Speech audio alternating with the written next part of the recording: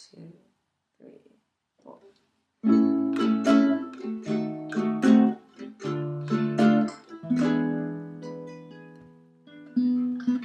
Maybe it's much too early in the game. But I thought I'd ask you just the same. What are you doing New Year's Eve?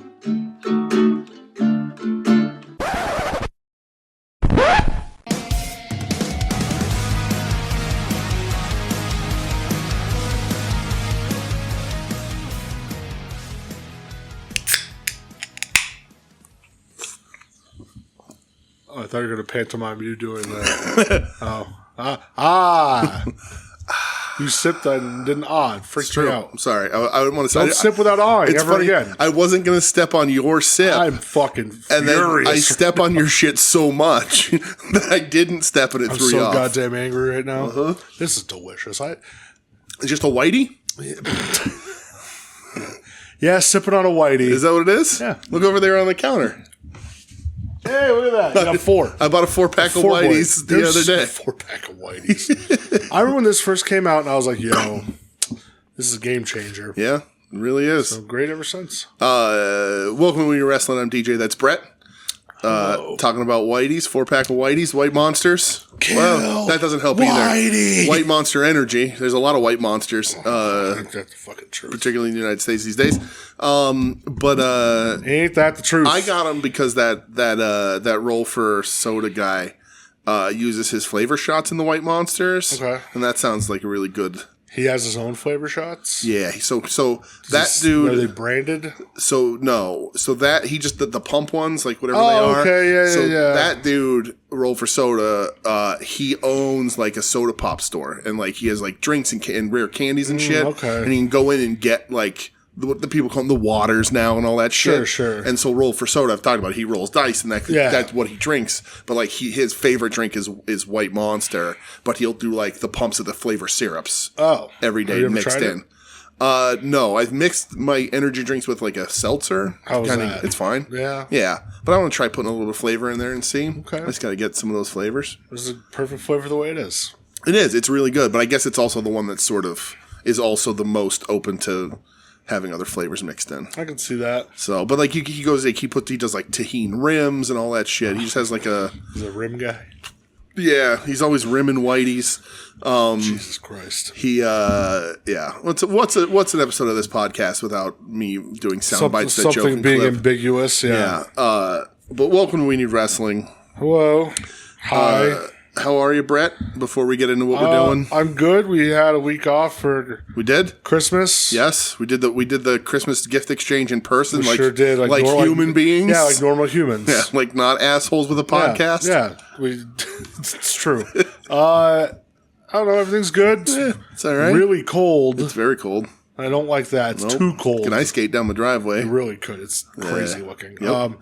I keep thinking today's Thursday. Nope, Tuesday. Sure isn't? I mean, Thursday. A day, not Thursday. Not a day.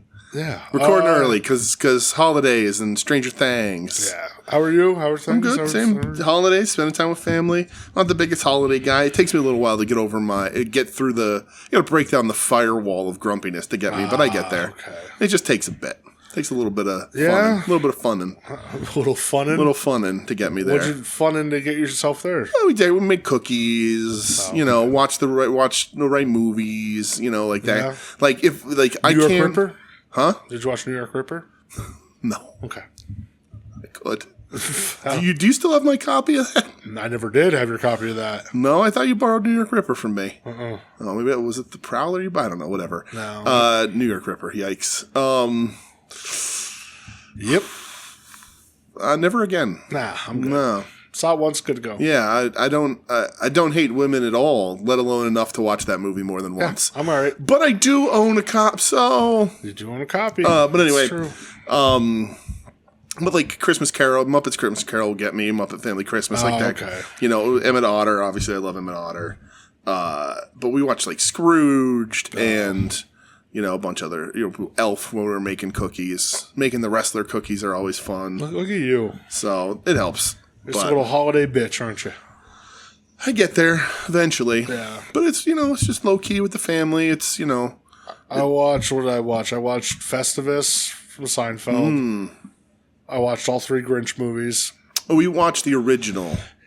Yeah, I watched all 3. How was the newest one? The Scott Mosier one. Everybody says it's good, yeah. And then I watched Home Alone. Yeah. That's all. We watched Home Alone as well. Yeah, Home Alone's great. Oh, it's fantastic. Yeah. Dude. It's so good. Yeah. I get really mad at that joke in Dogma that when Salma Hayek's the muse, and they're like, oh, so she's responsible for most of the blockbusters, whatever. And they're like, even Home Alone, and she's like, fuck no, somebody had to sell their soul to Satan to get that piece of shit over. Fuck that. And whenever I watch that movie, I'm like, no, Home Alone is fucking awesome. great. It's fucking great. Everybody's performances are amazing. Yeah. Daniel Stern, when he gets the spider on his face. Spoilers. Unbelievable. Unbelievable. Daniel Stern is top 10 comedic genius to me. I love that man. Now he's like a sculptor on a tangerine farm, which is ridiculous. Was he in Bushwhacked? He's the star of Bushwhacked, yes. I thought so. Which you cannot find anywhere. Really? No, it's not. I wish. Right. I loved Bushwhacked. Put out APP. Hey, it's out there. Hey, Mike probably has it. Yeah, it's not streaming anywhere, but Bushwhacked is out there. But I love Daniel Stern. We watched Home Alone 2 as well because the Sticky Bandits are so much better than the Wet Bandits. But Suck Brick Kid. But I know that we're going to get to the podcast. We have a very big podcast to get to. Yeah. But we were watching Home Alone in bed. My back was really bad, so I was on an ice pack. I may have ingested some things to settle me. Sure. And Michelle had fallen asleep, and I'm laying in bed. And it is the scene in Home Alone where Kevin goes grocery shopping. So Kevin's life up to this point in the movie has been terrible. Yeah. His parents are dog shit to him. Yeah, everybody's mean. Everybody's mean. Buzz picks on him, and Kevin gets punished. He has to sleep upstairs with Fuller, who's now an Oscar Award winner. Because he drinks all those Cokes, he's going to piss the bed. He's got the shittiest uncle. Yeah. There's 90 kids in the house, including old Pete from Pete and Pete. Yep. Oh, yeah. Everybody's shitty to Kevin. They spill the milk. His ticket goes in the garbage. All that. His mom at one point, he's a 8-year-old child, and he's acting out. And his mom is like, maybe we won't be here tomorrow. Yeah. Everybody's so shitty to Kevin. Yeah, they're very mean. Then his family is missing, and he's afraid of the neighbor. He goes shopping, and he goes to buy a toothbrush, and the lady scares him. He's got to run from the cops. Yeah. All of this. He didn't get pizza. They ate all the cheese pizza without him. Everything. His life is dog shit. He's already run into Pesci. They already tried to break in once. Yeah. All of this. And he goes grocery shopping, and he's walking home, and he's got the 4 grocery bags at his side. And it's just a straight-on shot, and he's walking home, and the bags break, and the groceries fall on the ground. Yep. And he just, gives, this exclamation of, why? He doesn't say, why God? Sigh, but he's just utterly defeated. Yeah. And he's 8 years old, and the point is when he's alone that he's trying to be grown up. He does the aftershave, he does all this shit, right? He's watching the movies, he's eating whatever he wants, and he's being responsible for what an 8-year-old thinks it is. But the bags break. And just his expression, his utter disgust, I'd lost it. And I'm in bed and I'm laughing so hard. I'm trying not to wake Michelle up. And then I'm laughing at how funny and how physical comedy it was. And then I'm just like, why did they do this to this kid? I'm like, the writers of this movie, this kid has had a horrible experience in the time we've been watching this movie. And for no reason, he's walking home and all his grocery bags break. Everyone. He hasn't been through enough. And he's not about to go home and fight robbers. Yeah. And I was just like, this scene is so somehow comedically dark. That was it is the funniest scene in Home Alone to me. Home Alone's great. So, I love Home Alone. Yes, Home Alone 2, Suck Brick Kid. Oh my God, it's so good. And also the scene where Daniel Stern gets electrocuted in the basement is the noises he makes, it's so good. Unbelievable. Comedy legend Daniel Stern. Yeah. Regular legend Joe Pesci. Go watch Bushwhacked. Watch Rookie of the Year. Yep. Because Daniel Stern's the equipment manager, and he's hilarious when he locks himself in the pen. Yep. Brilliant actor. And now he juices tangerines and does sculptures. Hey. Absolutely amazing. As long as he's at peace. And don't buy into that AI slop of him, Pesci, and Macaulay Culkin out for dinner over the holidays. It was bullshit. because Daniel Stern's hair is no longer brown. It's all white. Yeah, come on, people. Come on, get with it. But anyway, we're not here to talk about Home Alone. I would. We already talked about how we are. Yeah. Do we want to? Should we even do news? Is there news? This is your call. Is anything going to slip in? Because, ladies and gentlemen, this is, in fact, our year-end review, which you know when you saw the title, so I'm not surprising it for anybody. This is our year-end review. This is our annual show where we rank everything, and we ask for listener submissions, which we got, which we will also be reading. Absolutely. Let's see. Any news? No. All right. Stuff about Tony Khan that who gives a shit. Just about how hurt Moxley was and whatever. Yeah, I saw that. I saw him praising Samoa Joe. Yep.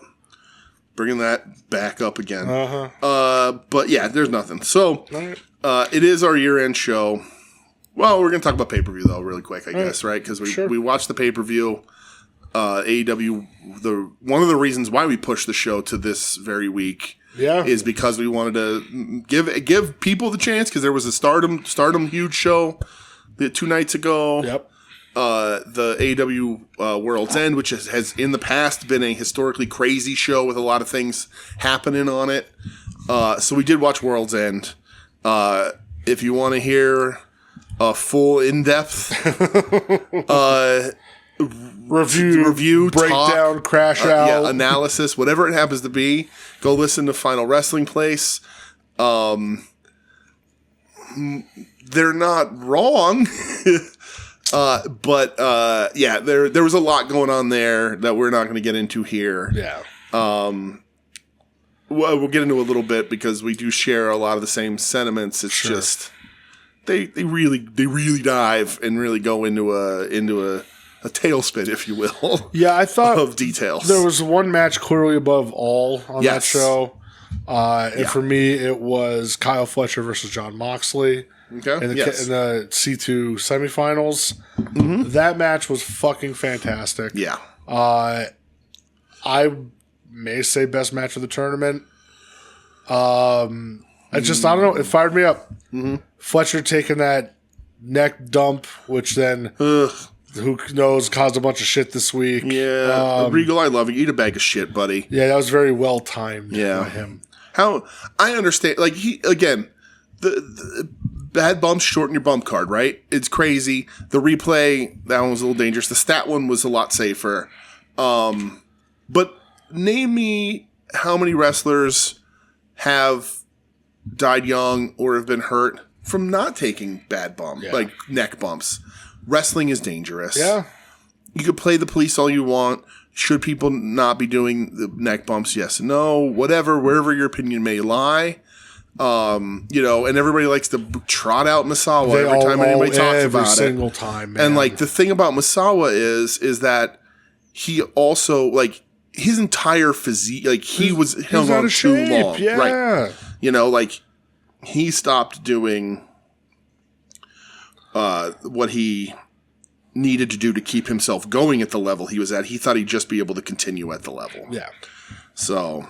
But that match is awesome. Jon Moxley chipped his tooth on the steel steps. Yep. Which was very funny when you went back and watched it. Mm-hmm. Like, oh, what? Like, did he get caught with something? Nope. Just he kind of tripped and fell on the steps. Yeah. Mox Fletcher, by far the standout. I liked a lot of other things on it. I liked the mixed nuts tag. That was fun.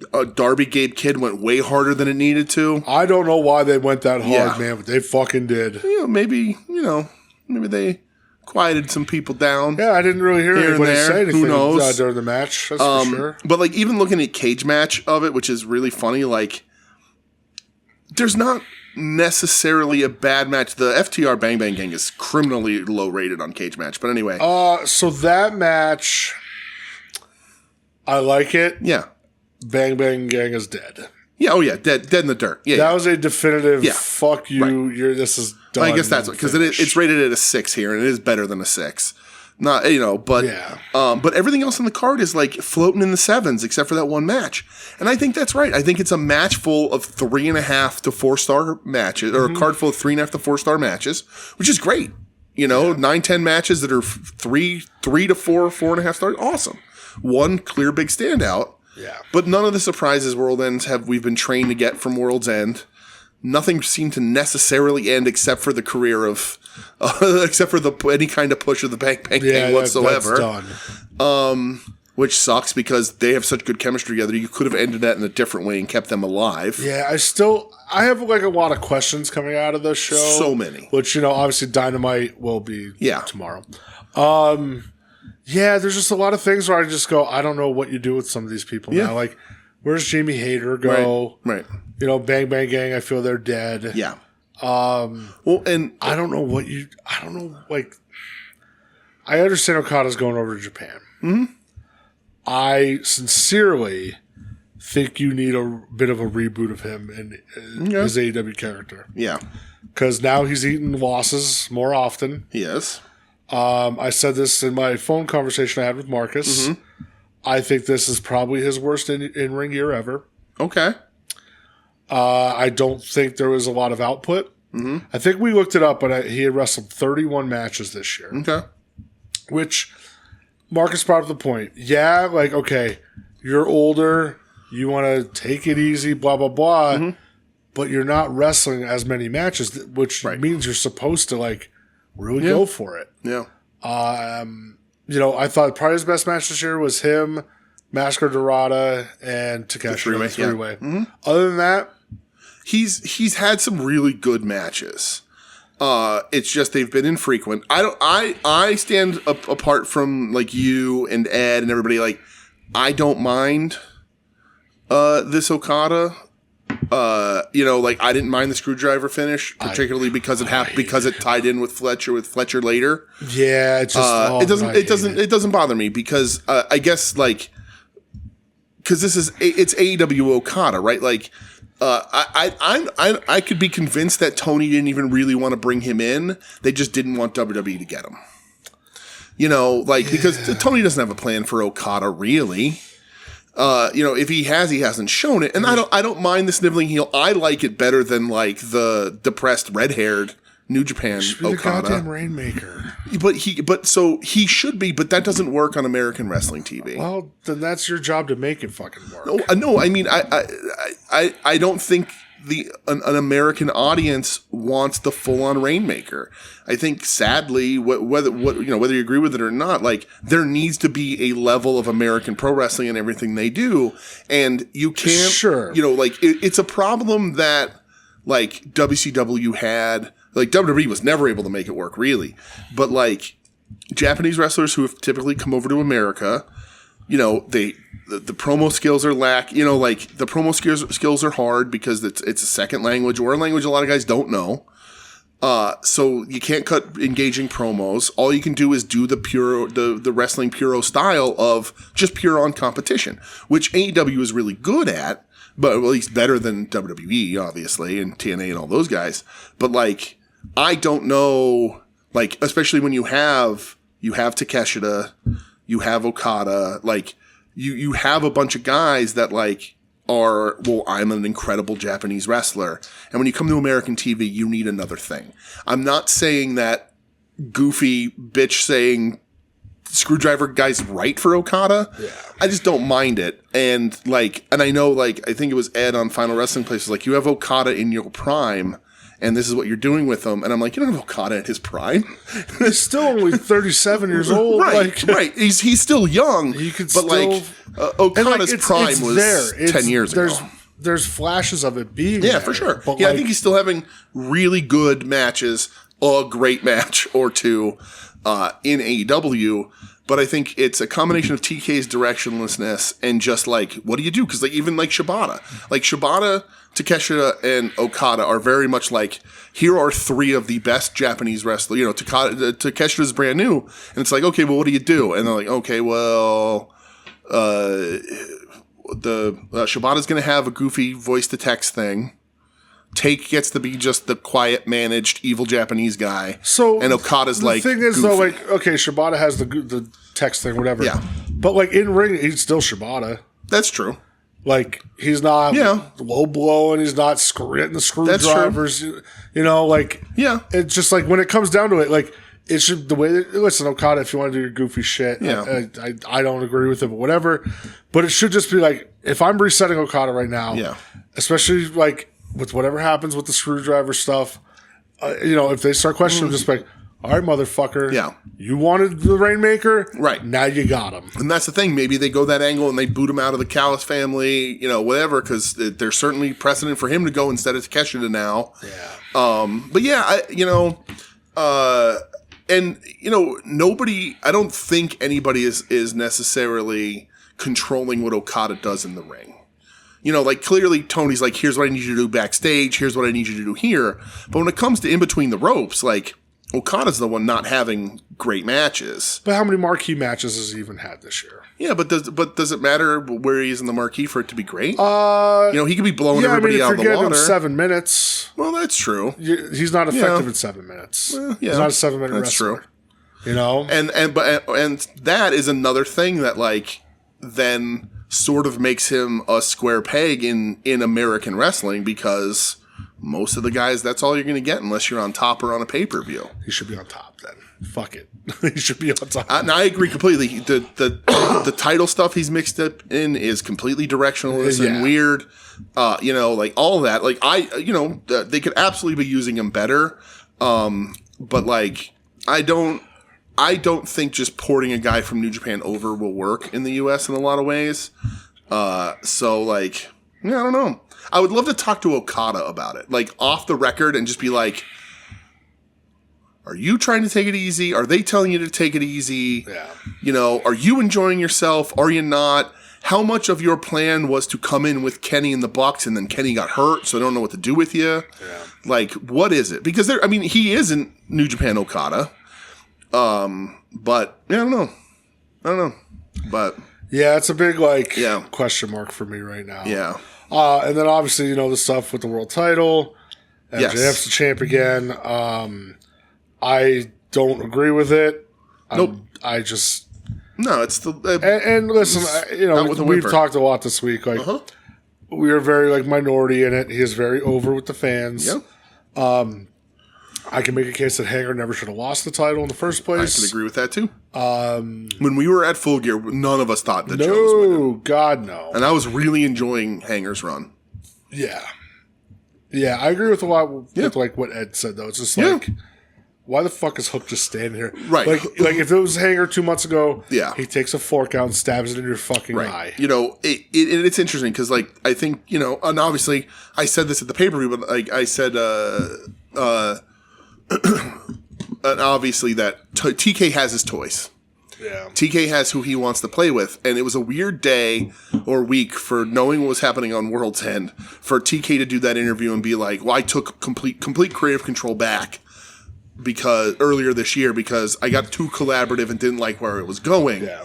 And I'm like, okay, well, maybe at the beginning of the year, but the first 6-7 months of this year, you and I were like, this is the best in-ring year anybody's ever had. Yeah.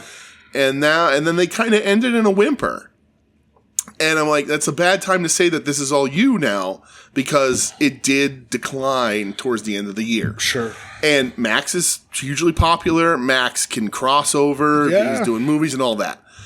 Do I want him as champ? Absolutely not. His matches are good, but he's insufferable. I don't believe anything he does. He says one thing and still does the old bad habit shit. Everybody can like him all they want. All the legends can think he's great and blah, blah, blah.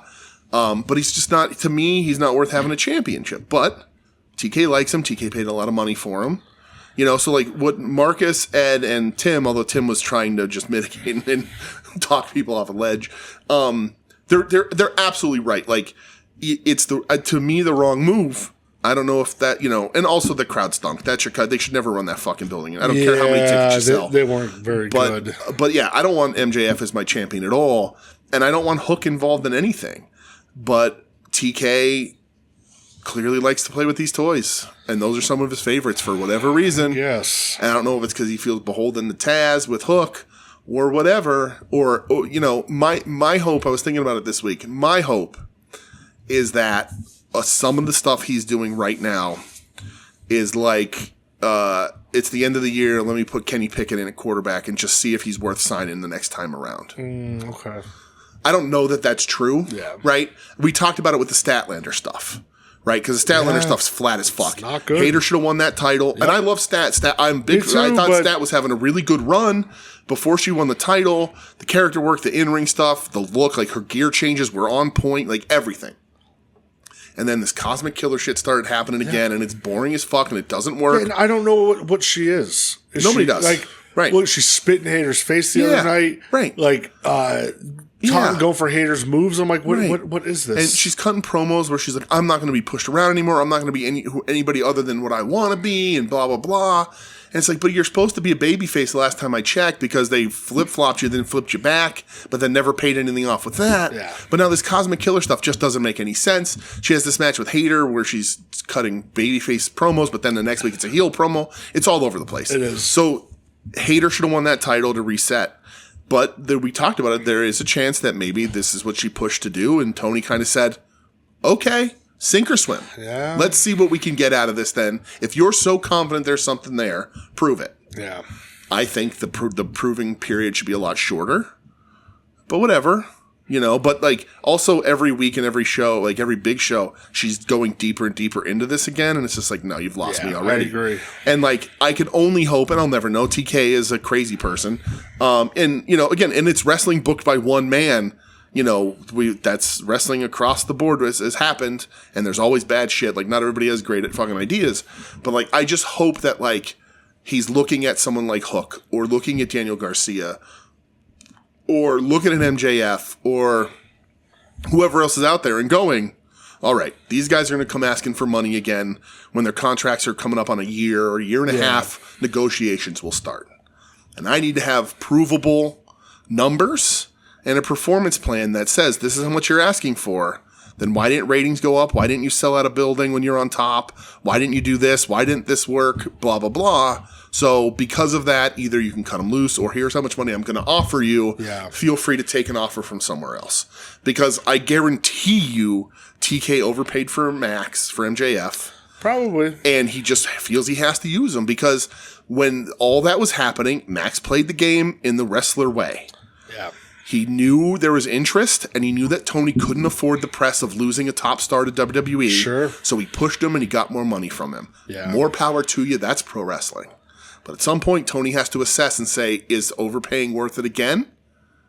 It's not. And WWE goes through that same stuff. Fox learned that they overpaid for SmackDown really fucking quick, but still had to put the TV show on air. Yeah. So, like, I hope, in my heart, I hope that TK's like, all right, I'm just going to see if they can move numbers, because Max's first title reign, the numbers were good. They were number one. Yeah, they haven't been as high. Like, granted, it's been a downturn since then that you can't completely blame on Max. But like when Max was champion, they were at one point hitting 800-900 millions, like in viewing, constantly number one in cable. Yeah. So like when you look at that on paper, you're like, oh yeah, Max, and you hear the crowds go, oh yeah, Max. But I don't think it works. No. I think his promos are bad, and I know we're in the minority. And as I said to you, like, we don't like the Bucks. I have no interest in anything the Bucks do. But when we were at Full Gear, that pop that they got, I was just like, okay, I can't anymore. Yeah. They are so wildly over. I don't get it. I would rather go walk to the bathroom or get a soft pretzel than watch them wrestle just about anybody they're going to wrestle. It's not that they don't have good matches. They're just not for me. Their matches are infrequent. But like an entire arena was on their feet flipping out. No doubt. And you, me, and Joe were just looking at each other going, I don't fucking get it. Yeah. So I think that's very similar with Max. But listen to Final Wrestling Place. They go through it both line by line and emotionally. And they're not wrong. They're not. No. This was the worst AEW pay-per-view ever? No. No? Okay. That fucking Max J. White match haunts me. Was that whole show bad, though, too?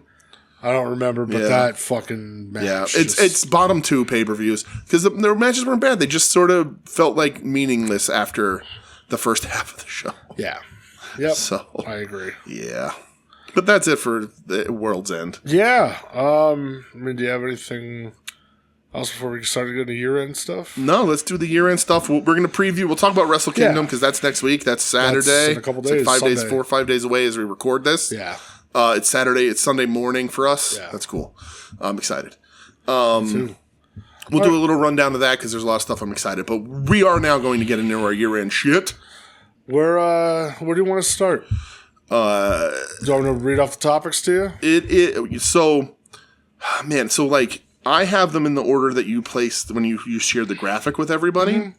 We could do it however you want. I don't care. Your call. I'm letting you pick. All right. Well, what's the biggest one? Like, what do you think is the biggest? What's the most exciting? Do you think people really want to hear 5 matches? Like, what are we going to save for last? Because what do we got? Brett, what do we have? We need to hook people. We need to keep people on the line. I don't want to hook anyone. We got to, you know what I mean? We got to tease them. We got to put out the tease. We got to lay a trap. Tease me, so please, they stick around. If we give somebody our top 5 matches right now, maybe they don't listen and find out who our top 5 wrestlers are. All right. Well, then where do you want to go? Let's go. After that pitch, where do you want to go? Let's do top 5 matches. Let's see. You know what? Because we always do this on the show at the beginning. Top 3 news stories. All right, let's do it. Okay. So we'll go with the sending order. Start at 3. So for me, number 3 would be the John Cena heel run, last run retirement tour. Yes, great one. Cena has been a constant in WWE since 2002, I think. A lot of people don't know wrestling without him. If you're below 30, conceivably you don't know wrestling without John Cena. The heel turn happened. It got fucking bungled real bad. Yep. Matches were not great because you're trying to get over rappers. You bring back alleged sex pests and Brock Lesnar. This tournament at the end of the year was so lifeless. The match against Gunther at the end, it is what it was. It's just not great. There's a big backlash from it. But he is gone. He is retired now from wrestling. He had a hell of a run. I'll give him that. He was the face of that company forever. So, nobody else had a run on top that long. I mean, really, 05, I think, is when he won his first world title. So you're looking at like a 20-plus year run on top. I mean, got to hand it to the dude. Yep. Like you said, a lot of people don't know wrestling without him. So, right, that's just what it is. So he officially hung it up, and that's my number 3. My number 3 is one that I just sort of found out about. I mean, did just find out about this week. And we don't really talk a bunch about this promotion on the show. We've gotten a little better, and I do want to start to watch more and more. But this is a piece of CMLL news. And I don't know if you saw this this week, and I think they did it again today, so my number might be wrong. CMLL sold out 52 shows this year. Were they all like the Friday Arena Mexico shows? No. Oh, okay. So they've started selling out like Tuesdays, which never happened. Fuck yeah. So there's 3 parts to this. CMLL did 52 sellouts. I think it's now 53 because I think they sold out like last night or whatever. Yeah, good for them. 36 of those sellouts had Mystico on the card. There you go. And they gave a fan a belt for being the millionth fan? The 1 millionth fan in Arena Mexico this year. And it was almost Bad Bunny. Yeah. Which is very funny. This year, they put 1 million tickets in Arena Mexico. Yeah.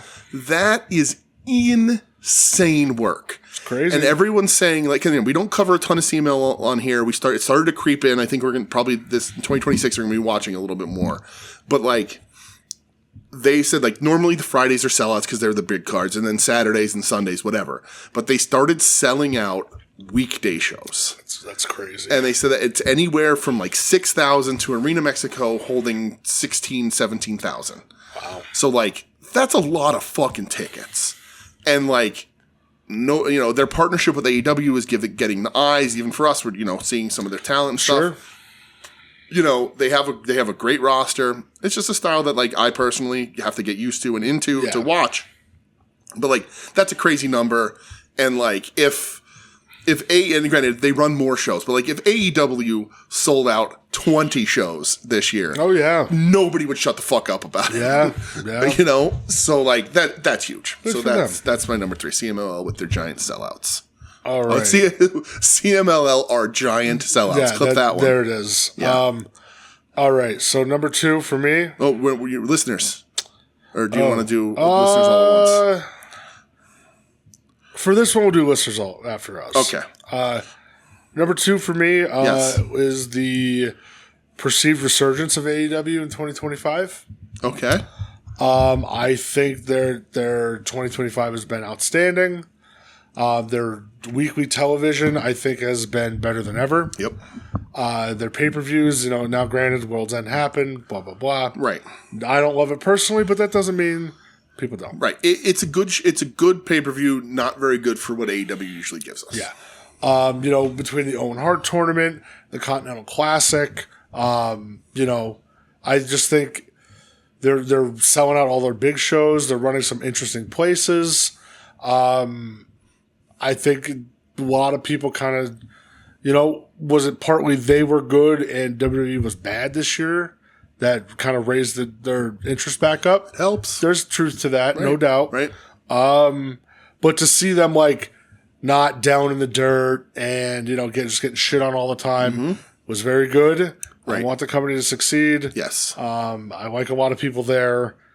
So that's my number 2. AEW actually isn't dead. Right. And that's a great one. I didn't even think about putting that on there, but they downsized to smaller buildings and now they're selling them back out and starting to push those limits. The pay-per-views are selling really well. Internationally, they're doing crazy. Yeah.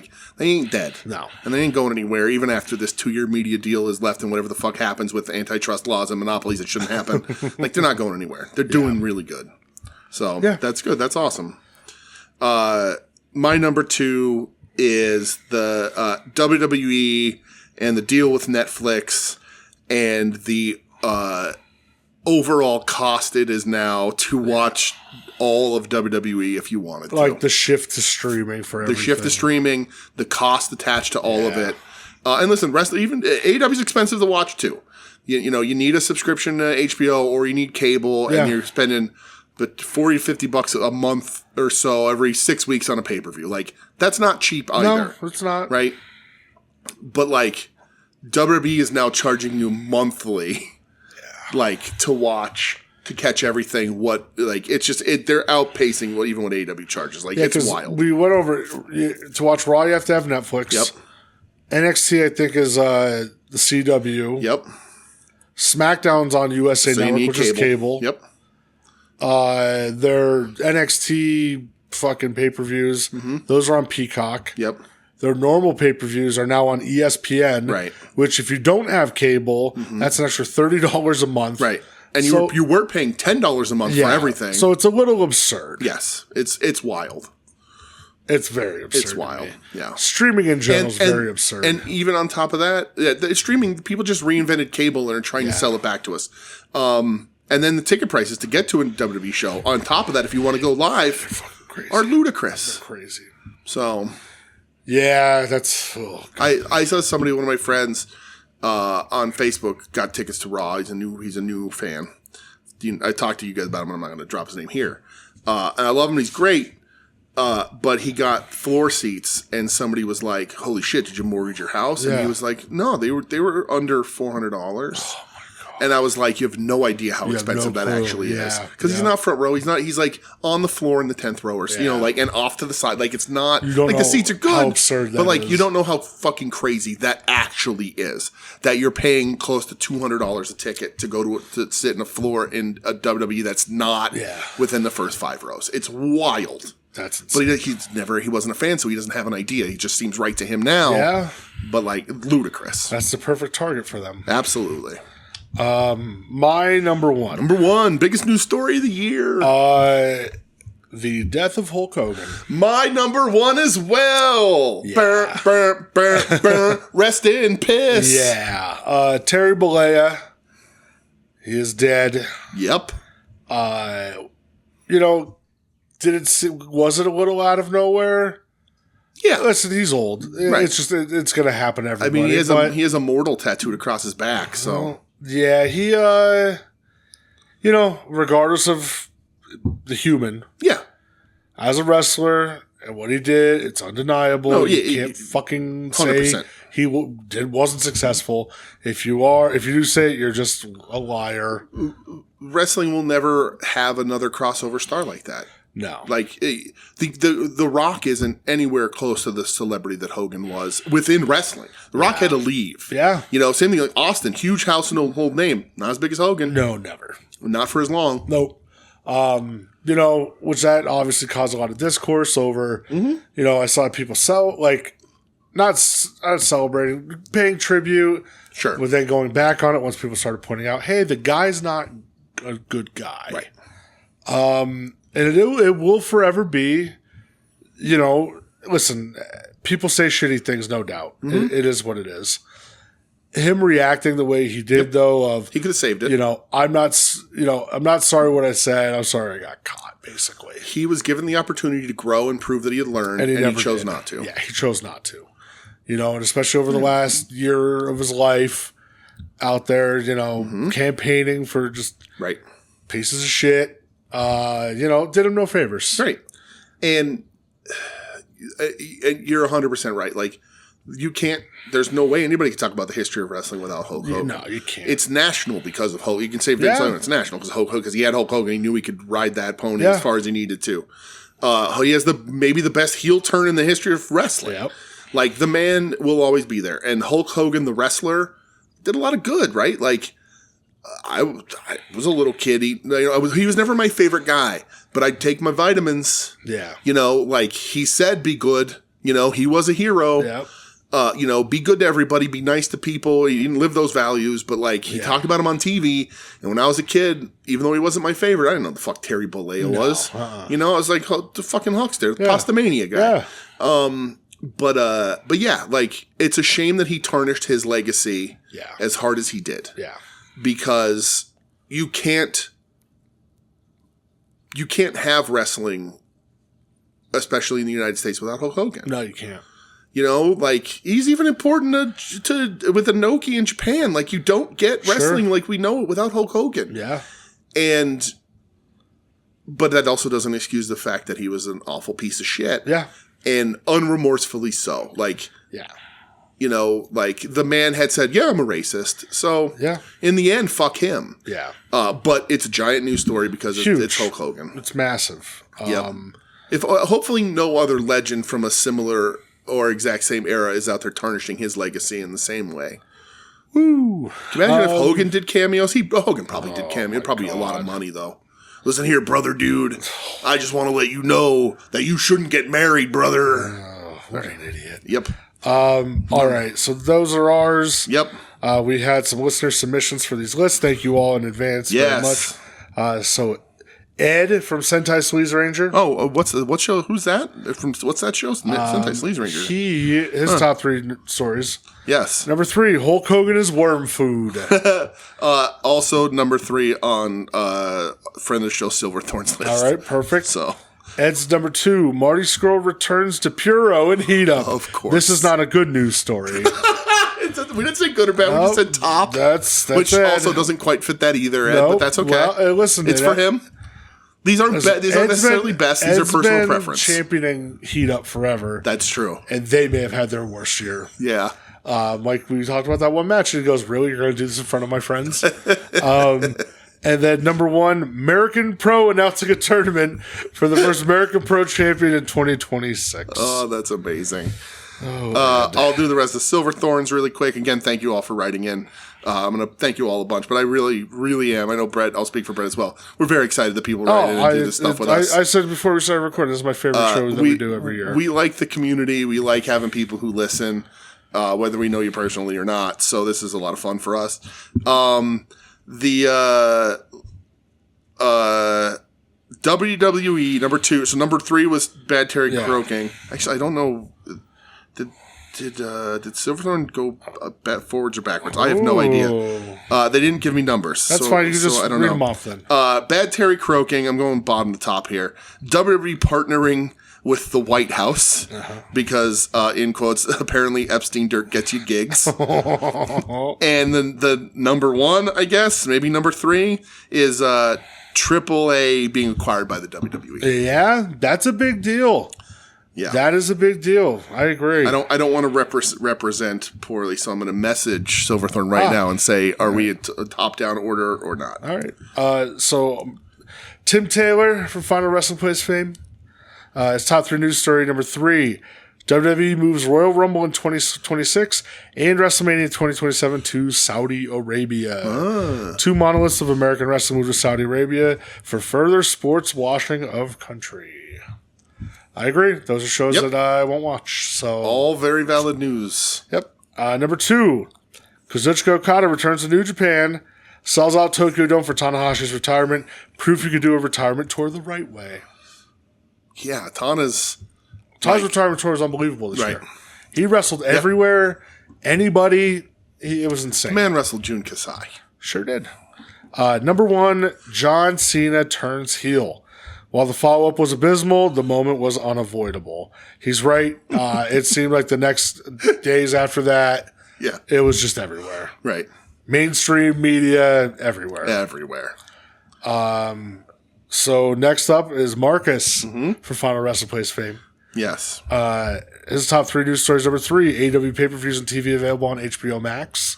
Okay. Which is big. You know, HBO or AEW the first to simulcast both on a streaming app and normal traditional cable. Number 2, Rock out of the Cena storyline plus the Triple H beef. In parentheses, Bret Hart was right. It's true. Bret Hart's always right. Yeah, I mean, you know, right after Mania when Rock goes on McAfee's show and he just kind of subtly buries it. He's like, oh, well, it's not what I would have done. You know. Yeah. I mean, he fucked that story. Well, and it's funny now they're all feeling comfortable enough to come out and bash it. Yeah. Cody was like, this was bullshit, like all that. Yeah. And like Travis Scott got cold feet. And yeah, man, they really fucked that Cena up. said that on Cody's show, whatever it was. And then number 1, the success of AEW's All In. You know, if you remember, so that was their U.S. Stadium show. They're going to do dog shit. They ran the same day as WWE Saturday Night's main event. And at the end of the night, what was everybody talking about? AEW All In. Yep. Nobody gave a shit about Saturday Night's main event. Nope. That's where they ran the fake Seth Rollins injury angle, the Goldberg failed retirement. All anybody was talking about was AEW. So it backfired. One of the first real, actual, like, almost physical feeling, like, dents in WWE's armor. Yeah. Like the thing that first started, that was like the first break in the dam that was like, oh, wait, maybe AEW can gain on them. Yeah. Yeah. So next up from At Odds with Wrestling, Longbox Heroes fame, life fame. The godfather of the soon-to-be-named network. Mr. Joe Sposto. Number 3, the death of Sabu. You said that much nicer than what he said. Well, Sabu dies. Sabu dies. Yeah, I mean, you know, a lot of bullshit came out of that. Yeah. You know, we sat here that night and watched his final match. I mean, we thought he died on camera, so that fucking bump where he just lands on his head on the outside. Yeah, I still thought he fucking was Stokes' bump at the pay-per-view a tribute to that? It might have been. Can we get Big Stoke on the horn? But yeah, so Sabu's death and all the bullshit that came after it, where you know people were accusing the Lauderdale and Joey Janela of killing him, basically. And, yeah. You know, people still say that to Janela. Oh yeah, and I'm not a Janela guy, but come on. Yeah. Number 2, the years of crack abuse have killed Sabu. Well, crocodile. Yeah. Number 2, WWE TNA partnership leading to AMC deal and them purchasing AAA. Yeah. Listen, TNA is still just TNA to me. I like a handful of people there. Getting the deal that everybody was told was coming for the last 15 years. They get a TV deal. And it leads to almost zero ticket sale bump. Yeah, nobody cares. TNA's going to TNA whether they're on AMC or they're nowhere. You know, their handling of Mike Santana this year. Terrible. Awful. Yep. Real bad. They're trying to do like the fake shoot of, well, Santana's not showing up, that nobody could contact him, and feeding it to news outlets. And those news outlets be like, hey, man, you shouldn't fucking joke about that. That's not cool. Yeah, I just don't think it did anything for TNA. Me either. And number 1, Bad Terry dies. That seals it. The number 1 story. Yes. And then we also, from Hit My Music fame, from Life fame, Daddy Warbucks himself, David Kincannon. I don't have this one. I can't follow along. All right. Top 3 news stories in no particular order. Oh, I do have this one. John Cena turns heel. Yes. Important, not good. Correct. Thank you. Konosuke Takeshita becomes IWGP champion. Hell of a story. I think that's a big story, too. Takeshita under contracts to 3 different companies right now. Mm-hmm. There's a lot of controversy around that. Him getting the title over Evil and, the backlash from certain fans over it. I think it's going to work out in the end. Yeah. And number 1, Raw ends its run on cable, moves to Netflix. Right. Yeah, I mean, I haven't watched an episode of Raw. I can't tell you the last episode I watched. I mean, I have Netflix for Stranger Things, and I haven't watched it. Yeah, so. I just don't watch it. I'm not going to pay to watch Monday Night Raw. So. Nope. All right. Well, that was our first topic. It was. What's our second topic? Thanks, everybody. All right. Oh, I can't believe you're making me pick everything. I am. This is unbelievable. You're picking. All right. I'm picking and I'm grinning. Let's do... That was news stories. We got to do that last. Okay, I think those 3 have to be done last. Okay. Let's do... top 3 events make sense before top 5 matches? Yeah. I think so. Yep. All right, let's do events. All right. So, this one I think we'll just do it the same way we did. Yeah, that's fine. We'll do them like this. That's fine. That works for me. So I have one honorable mention. Okay. My honorable mention goes to the November 12th episode of AEW Dynamite. This was Blood and Guts. Okay, nice. Both Blood and Guts matches were outstanding. Yes. Particularly the ladies, they went fucking hard. And on free TV. Hangman versus Hobbs on that show was fucking awesome. Awesome, yes. Even the FTR Steamboat segment was really cool. Yep. To get a show like this where violence is at that level and to have it just be on television, incredible. And AEW, I feel, is the only company that could ever do that. Yeah. Do you have an honorable mention or not? I do. Okay. My honorable mention might be a shock to people, and I'm also kind of positive that it's going to be on your list, is Double or Nothing. Okay. AEW's Double or Nothing. So that's my number 3. Okay. AEW's Double or All Nothing. right. That's very funny because my number 3 is Blood and Guts. There you go. See how this shit works? So I don't have a ton of notes, but Hanger Ospreay and the Owen Hart final is amazing. I have some stuff written down here. Oh, there's a lot of... go ahead. I don't have the notes, so you can Mercedes Moné, Jamie Hayter in the Owen Hart final. Yeah, it was awesome. Ricochet, Mark Briscoe in the stretcher match, which was like... one of the match happened and we're like, wow, why did that go that hard? Yep. Kazuchika Okada Mike Speedball for the Continental title. It was awesome. That was another one like, wow, didn't know it was going to be that good. Yep. Anarchy in the Arena was a blast. It was so much fun. Straight up.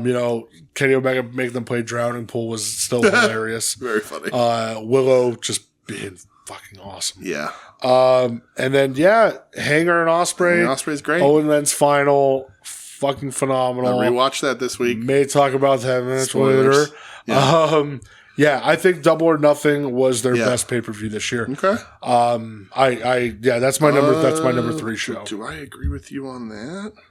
I think it's the best pay-per-view. Yes, I do. I agree with you. That's the best pay-per-view. But yeah, so my number 3 is Blood and Guts. All right. For all the things you said, it just fucking rocked. It was awesome. It is the spirit of War Games the way it's supposed to be fucking done. Yeah. WWE War Games should be legally obligated to change their fucking name. I agree. That's how good these matches are. You're not allowed to do it anymore. No, not at all. All right, what's your number 2? So my number 2, this is from April 27th of 2025. Okay. Stardom's All-Star Grand Queendom. Okay. There is the last 6 matches on that show. Right, well, so that's my number 1. So. Oh, okay. The last 6 matches on that show. There's no better run in wrestling this year. Unfucking believable.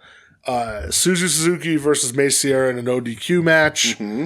Chihiro Hashimoto versus Micah for the Sunday Girls title. Wingori versus FWC for the tag titles.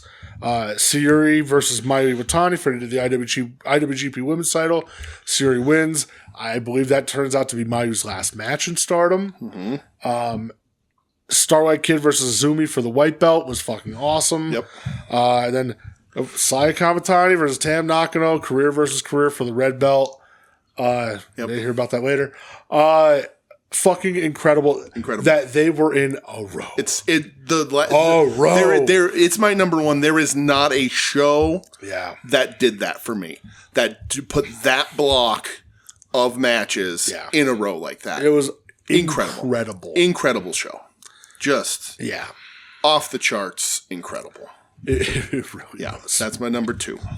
Or that's my number one. That's your number two. What's your number two? My number two, which may end up being your number one. You'll know as soon as I say it. Dynamite 289 from April 16th, Spring Breakthrough. That's my number one. That's my number two. We have the exact same shows of the year, just in a different order. That's crazy. I always, whenever I do these lists, I'm like, our tastes are so similar that we're gonna be so close. And I always don't want to be because but nope, this is perfect. Spring Breakthrough, my number two, your number one. My number one. Listen, dude, Mercedes Athena to open was fucking crazy. Right. Ospreay Takeshita, which may be one of the best, maybe number one wrestling TV match of all time. Okay. The Ops winning the trios titles that night, and it felt like the first shot that the Death Riders took. Right. Yeah. I think that was the episode where they passed Nitro. For episodes. Yep. And for them to deliver that, and for that to be right before WrestleMania. Yeah. Oh, yeah. And they jammed it down WrestleMania's too. I remember that night. It felt like everybody was on the Discord at one time.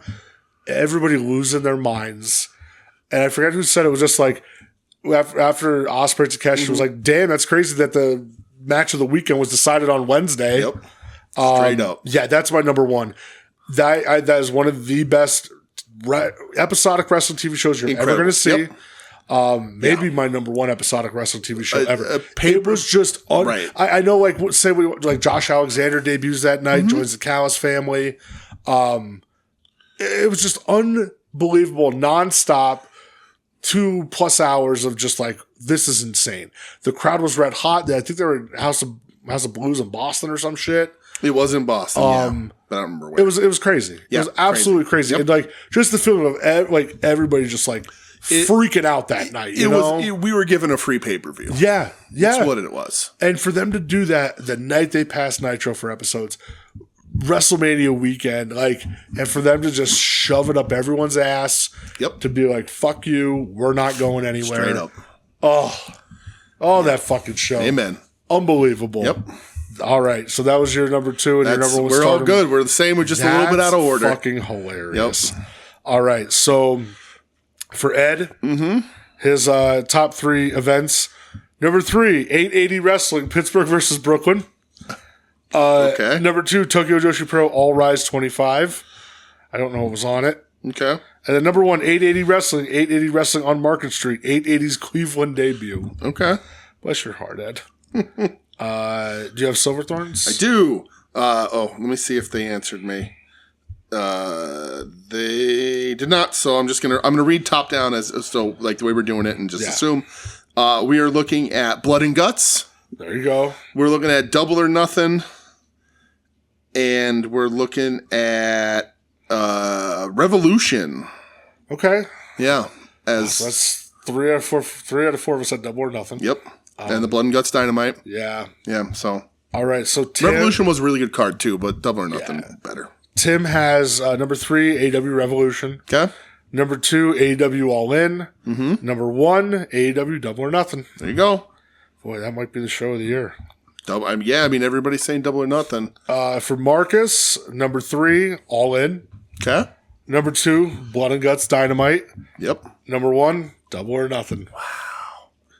Holy shit. Double or Nothing might take this one. For Joe. Sleeping on Spring Breakthrough, though, everybody. Oh, I'm telling you. Yeah. For Joe, number 3, Dynamite's Blood and Guts. Okay, right. Definitely in the conversation, Yeah. then. Number 2, Double or Nothing. I think that seals it. And then number 1, Full Gear. Okay, Full Gear was great.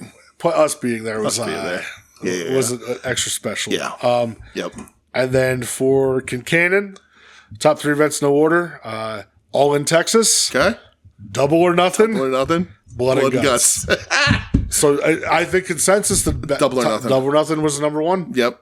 Number 2 is Blood and Guts. Blood and Guts. Not enough people are watching Stardom, but that's okay. That's okay. I understand. I almost wanted to break things apart, thinking because we watch so much more than even a lot of our listener base does internationally, but I still like the way we do it. Yeah, I think, dude, that's Double or Nothing. Yeah, unbelievable. Yeah, but people sleeping on that Spring Breakthrough, dude. People sleeping on that Spring Breakthrough. Ed was fired up because of Athena versus Mercedes. People sleeping on Spring watched it. Okay. Yep. Ed. All right. So Double or Nothing. That's the show of the year. Got to be. Has to be.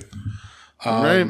All right. What's your? What's the next topic? I think so.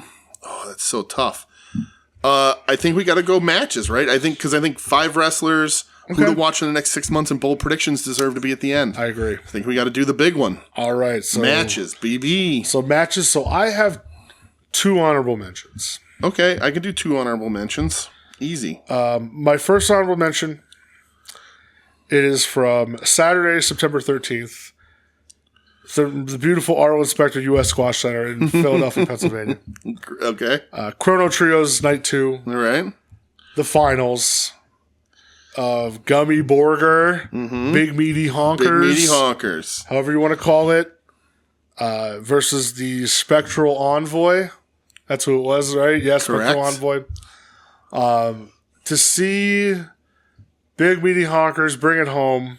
Yep. And win that, and I've talked about it on here. And listen, if you fucking know, you know. It felt very good to see people that I consider very good friends. Yeah, have a very good night, and that felt good to be there for that. Just to see everybody else losing their fucking minds for it. Yeah. Yeah, I hold that one special. Yeah, it was awesome. It was a lot of fun. Yeah, that was a lot of fun. Yeah, and you know what? Gunning for match of 2026 coming up with Fist of the North Star. So buy tickets. You can't. Oh, maybe standing room. Yeah, maybe. Oh my god, I can't wait for that.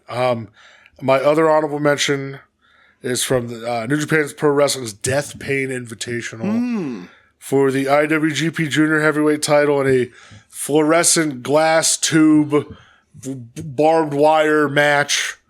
El Desperado versus Jun Kasai. Okay. I said earlier this year I think it's the best death match of all time. Mm-hmm. I'm sticking with it. I think it's the best death match of all time. Bold. A lot of death matches. I think it's number 1. Okay. It was the end of a 3-year story, a 3-year arc. Mm-hmm. It's fucking incredible. It is brutal. Really, it is so fucking violent. Yep. But it's it's also scaled back a little bit in a way. It is. Yeah. It is, which makes it almost more violent. Yep. Man, that fucking match, it just does something to me. Yeah. Just the story of them, of Despy and Jun Kasai. Yeah. Where Despy starts out where he just wants to do death matches because he doesn't want to. He feels dead inside, so why not do it? And Jun Kasai just be like, "No, you shouldn't want. This should make you feel alive." Well, earlier they had the great 3-way with Takeda in it too. Yep. That was really fucking good, unbelievable. Yeah. But this is my honorable mention. And wasn't Tanahashi on commentary or something? Yeah, he was there. Yeah, because at the end, because it's for the title. It's for the IWGP Junior title. And at the end, Despy gives him a big hug and gets blood all over Tanahashi, and it made me real happy. Yep. I fucking loved it. I'd still I watched it last night. Yeah. It's still it was just in awe of everything they did and just how fucking violent yet telling a story and oh god damn it. Yeah. And every time Jun Kasai comes out and that crowd goes fucking ballistic for him. Yeah. I wanna meet the crazy monkey. Okay. Fucking awesome. What about your honor? So let me just preface this. This was I didn't say this at the beginning, and we talked about this in the car ride today. Yeah. This was so hard to do this year. Yeah, so overall, I kept track. I had 45 matches. I had a lot. Very close. That were in contention on my list. I think we do it a similar way. When something we feel is good, we put it on a list and we're like, we'll rank these later, Yeah. And so over the last couple of days, I've watched 25 matches trying to figure out what's going to slot where. And I could mix these up every day and just be like, yeah, this is perfect. A perfect top 5. No changes. And the next day I would switch everything around again. Yeah. With that in mind, 2 shockers. Okay. As my honorable mentions. 2 that are probably on your list, but if they are, save them. Yeah, of course. First honorable mention is Texas Death from Y'all In. Okay. Hanger and Mox. Almost nothing else on this list fired me up more than when the fork enters Moxley's forehead when he's in the triangle choke. It is one of the craziest things I've ever seen. It's so beautiful. The match is really great.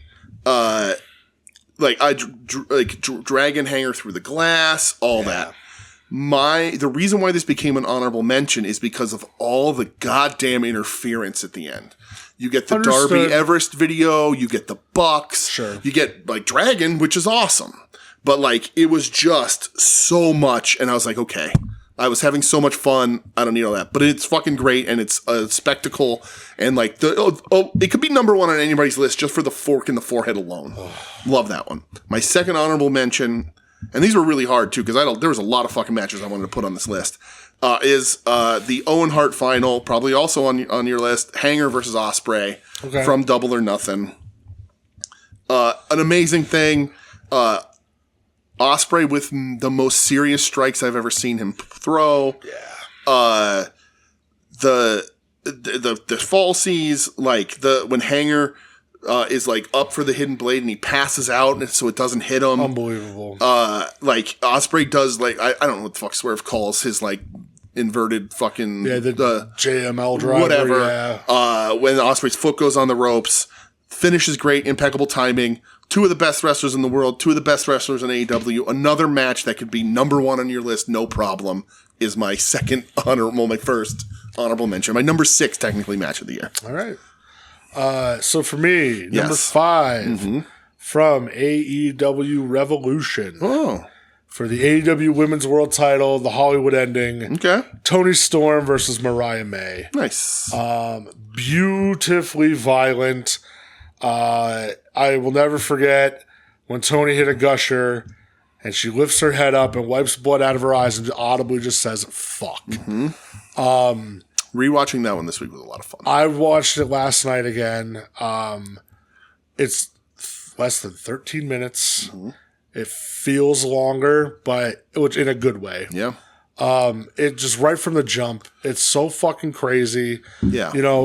Then when you add the lore to it that this was Mariah May's last match at AEW. When you pair it with Toni, that promo I banish you to a lifetime of mediocrity, and then you see what she's doing now and how not too many people are fucking talking about it. You're like, all right, I hope you get everything you want. Talking about it for the wrong reasons, unfortunately. Yep. She was hurt. That referee should have checked on her, Brett. Sorry. One of my favorite women's matches on American soil ever. Yep. It's just even JR on commentary was so good during it. He fed into the violence, when they went to the Taipei stuff. It's crazy violent. All the glass. And then finally the Storm Zero through the table. Toni getting revenge with the shoe on top of the stage. Just the one overhead shot where they pan on Toni slowly overhead, which is laying in the middle of the ring, covered in blood, head to toe. The final shot where she's laying on Mariah on the stage and it pans out to the screens. It says the end. Perfection. Should have ended Absolute perfection. Should have ended that show. We said that should have ended the show. And Toni got called on the carpet about it this week and was like, oh, well, the time and place will happen. It should have been there. Yeah, that was it. He fucked up on that one. But yeah, that's my number 5. My number 5, Brett, is the match that I most struggled with placement. Because I haven't thought about a wrestling match more than this match this entire year. Okay. This match has crawled its way back into the front of my brain so many times. And I rewatched it for only the second time I've ever watched it live. I think maybe on Fight TV. From GCW's Boss of Bosses. Wow. Now, initially, when I was making this list and I was thinking, like, before I rewatched stuff, this was sitting at my number 2. And I watched it with the other stuff. And I think it's great, and I think everybody should watch it. I agree. But I could not put it any higher because of the other stuff. Okay. It is KJ Orso versus Sam Stackhouse in the I Quit match, which coincidentally, I think is the birth of I Love Fucking Fat Guys. I think it is, yeah. So also to the soon-to-be-named network, culturally important. That's true. To the soon-to-be-named network cultural zeitgeist. Yes. So this is Fuego del Sol turns on his buddy Sam Stackhouse. You all right over there? I don't know. My screen started. Oh, it's Siri. God, fuck you, Siri. That's what Siri looks like now when you press a button twice. I didn't touch it. Yeah. Oh, so I got a new phone and I'm still figuring it out. Fuego del Sol takes off his mask, loses his mask, whatever it is. I don't remember how that happened. He's KJ Orso now. Turns on his buddy Sam Stackhouse, who is a giant fat man. I love fat guys. I love fucking fat guys. Watching Sam Stackhouse do moonsaults this year is one of my favorite things. That picture where his titties are going both ways is amazing. I love him. Honestly, like, listen, I even said this to Sam. He saw the interactions. This is completely genuine. Like, I love Sam Stackhouse. I love this match. It's an I Quit match. It's not particularly long, but like. It's fucking mean. It's mean. The crowd is chanting Fuego, and KJ Orso doesn't want to hear it. Sam has taken kids are chopping KJ in the crowd. Sam takes a destroyer through the doors off the top, which a man his size should not be able to do the things that he's doing. And the whole time Sam's like, I don't want to do this to you, but you're being fucking crazy. Yeah. And he's like, I don't want to. You were friends. I don't want to do this. And like KJ's like, apologize, whatever. And he's like, I'm sorry, you're an asshole. Like all this stuff. So the match goes on. There's blood. It's crazy. Sam hits a crazy one early on. Dude, oh. The match, they're wrestling. It's good. It's got a lot of stuff. They keep pausing for like the drama of it all. The video package beforehand is great. And then KJ tapes one of Sam Stackhouse's arms in the rope, so he's stuck in the corner. And it gets even meaner. And he's tied to the corner, and he's just taking chair shots, and he's taking him to the shoulder, the back, in the right way. And he's like, will you quit? And he's like, fuck no. And like, fuck you. And like the ref keeps asking both of them, and neither of them are quit. And Sam's taped. He can't move. He's bloody. Yeah. And the gusset plate comes out. Oh. Gets it to his chest. Blood just pouring down his chest. KJ pulls it out and puts it in his forehead. And the blood, he gets that goopy blood, like that stringy, goopy blood. Yeah. And it's disgusting. It's bad. And he's now both arms taped to the ropes. He can't fucking move. And he's just hit him with a chair. Quit. No. Yep. Hits it. Fuck you. Boom, boom, boom. KJ's going crazy. Fucking Sam Stackhouse's wife runs out from the back with a towel in her hand. Yep. And she gets in the ring, and she's like, and KJ stands back, and she's like, I'm going to do it. And Sam is in the microphone like, don't do it. Don't throw it in. I'm not quitting. Like, fuck this guy. I'm not doing it. Don't you dare throw in the towel. KJ grabs her, throws her down to the ground, lifts the chair up over his head. And Sam's like, stop, we're friends. You don't want to do this. Don't do it. Don't do it. I'm getting chills. Don't do it. Don't do it. And he goes to do it. And Sam's like, I quit. Fine. It's over. I quit. He quits. KJ puts the chair down. Huge emotional moment. The wife is like crying. Sam is a disaster. You think it's done. KJ grabs her. It gets meaner. And he curb stomps her anyway after winning. Yep. Sam is still he's trying to get out. The blood is in strings. Like, emotionally, there is maybe not a more emotion really wrapped into my top 5 a lot this year. Like, I think about this match all the time. Oh, yeah. And like, I haven't watched another KJ Orso match. No. And we don't watch GCW that much. Like, it's just not a particular for me. This is one of those where like somebody recommended. I said, all right, let me give it a watch. And then I couldn't believe what I saw. I could not believe what happened. I love this match from an emotional standpoint, from being a great I Quit match, from Sam being able to do things that he couldn't do, like you didn't think he'd be able to do, to Orso, like being Fuego, washing out of AEW, not, being fine, like whatever. Yeah. But like changing his character, not wearing the mask, like all that, like his heel stuff, reacting to the crowd, like just such a crazy, and not for everybody. I also play with that. Like there's a lot of blood in my 5, and I'm like, that's not for everybody. So should things get marked down because it's so hard for everybody to watch? It's for you, but it's for me, and I love this match with all my heart. Very honestly, I think about this match so much that I could have made it my number 1 and not bothered. I love this match. It really is insane. I love it. It's crazy. It's some of the grossest stuff I've ever seen, and some of the most emotionally resonating stuff. It's wild. I love it. So that was your number 5? That was my number 5. All right. So my number 4 from Stardom's All-Star Grand Queendom, the World of Stardom title, career versus career, Saya Kamitani versus Tam Nakano. Nice. This was another one, like you said, kind of based in emotion. Huge. The build-up to this was a little screwy, where they had the match at Korakuen. Yes. But then Tam left, but then she didn't leave. And I don't know. Things got lost in translation a little bit. I read a breakdown of it this weekend, and I was like, okay, this isn't what they like, at least for us, because again, we're catching it secondhand, whatever. Sure. Yeah. And it was like, it was this, but then she was a freelance, like she left Stardom, but she was a freelancer. Yeah, it was just, and this and that, and then she won this match. But still so Stardom showing her hometown. Yeah, it was very place. Weird. Yes, but when it came down to it, the match is fucking amazing. Somebody referred to it as this is Undertaker versus Shawn Michaels if it was good. Tam. You love Tam. I love Tam. I know you're higher on Tam than I ever was. Absolutely. Saya Kamitani, and it just still blows me away. Don't say too much. We got a lot of talking I know, about her. but still, she's amazing, unbelievable as a heel. Amazing. And like the end when she finally puts Tam down, and then like they're both sitting in the ramp, like hugging each other and crying, and like there's that one shot from behind where it's looking up and the lights are going right down on them. It's just unbelievable shit, man. Yep. Really was like, yep, Saya, you're the goddamn best. I love the match. Again, career versus career. Tons of emotion to it. Tam, I don't think has been seen since. Haven't heard anything. Yeah. So yeah, that falls as my number 4. All right. My number 4 is what I would consider the best TV match of the year. Okay. And it is less than 3 weeks ago, maybe. Fletcher versus Speedball. All right. In the C2 from the 10th. I just absolutely blown away.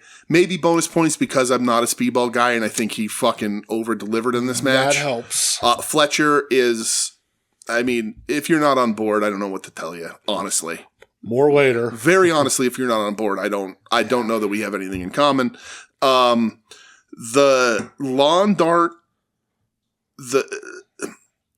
Fletcher goes the lawn dart Speedball, and Speedball turns it into a Poison Rana.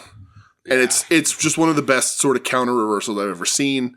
I love this match. The damage to his back when they're fighting outside. Like I love this match. I think it's the TV match of the year in a year where like there's a bunch of TV matches. You mentioned one when we were going through from Spring Breakthrough. Like there's probably 3 matches on Spring Breakthrough that could be considered TV match of the year. Ospreay, Takeshita, that Mercedes Athena that night. Incredible stuff. Yeah. This for me, TV match of the year. I watched so much watching the Bandito Hechicero from Ring of Honor, like all that. I rewatched all those, and this one, just watching it again, I was like, this is so fucking good.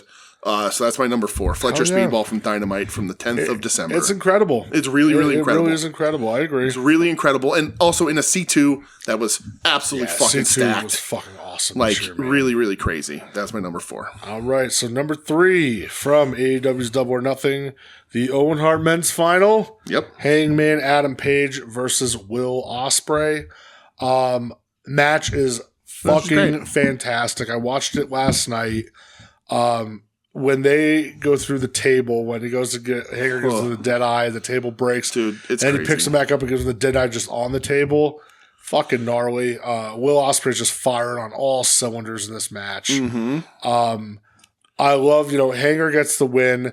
I even love the lighting during this match. Yeah. It's different. And I don't know. They just did something different. Yeah. And it made it feel bigger for some reason. And I fucking loved it, man. It was kind of like the all right, go get him, Hanger. Yeah. Going into All In. Absolutely. This is your time. This is Cowboy shit. Him coming back at the end, picking Ospreay up and shaking his hand. Yeah. Like, it was just like the redemption story. The redemption arc of Hangman and him winning it, and it meant so much. And this match is fucking incredible. On my honorable mentions, it was hard not to, like I said, I can mix all this stuff up and get a great thing. It's really, really incredible.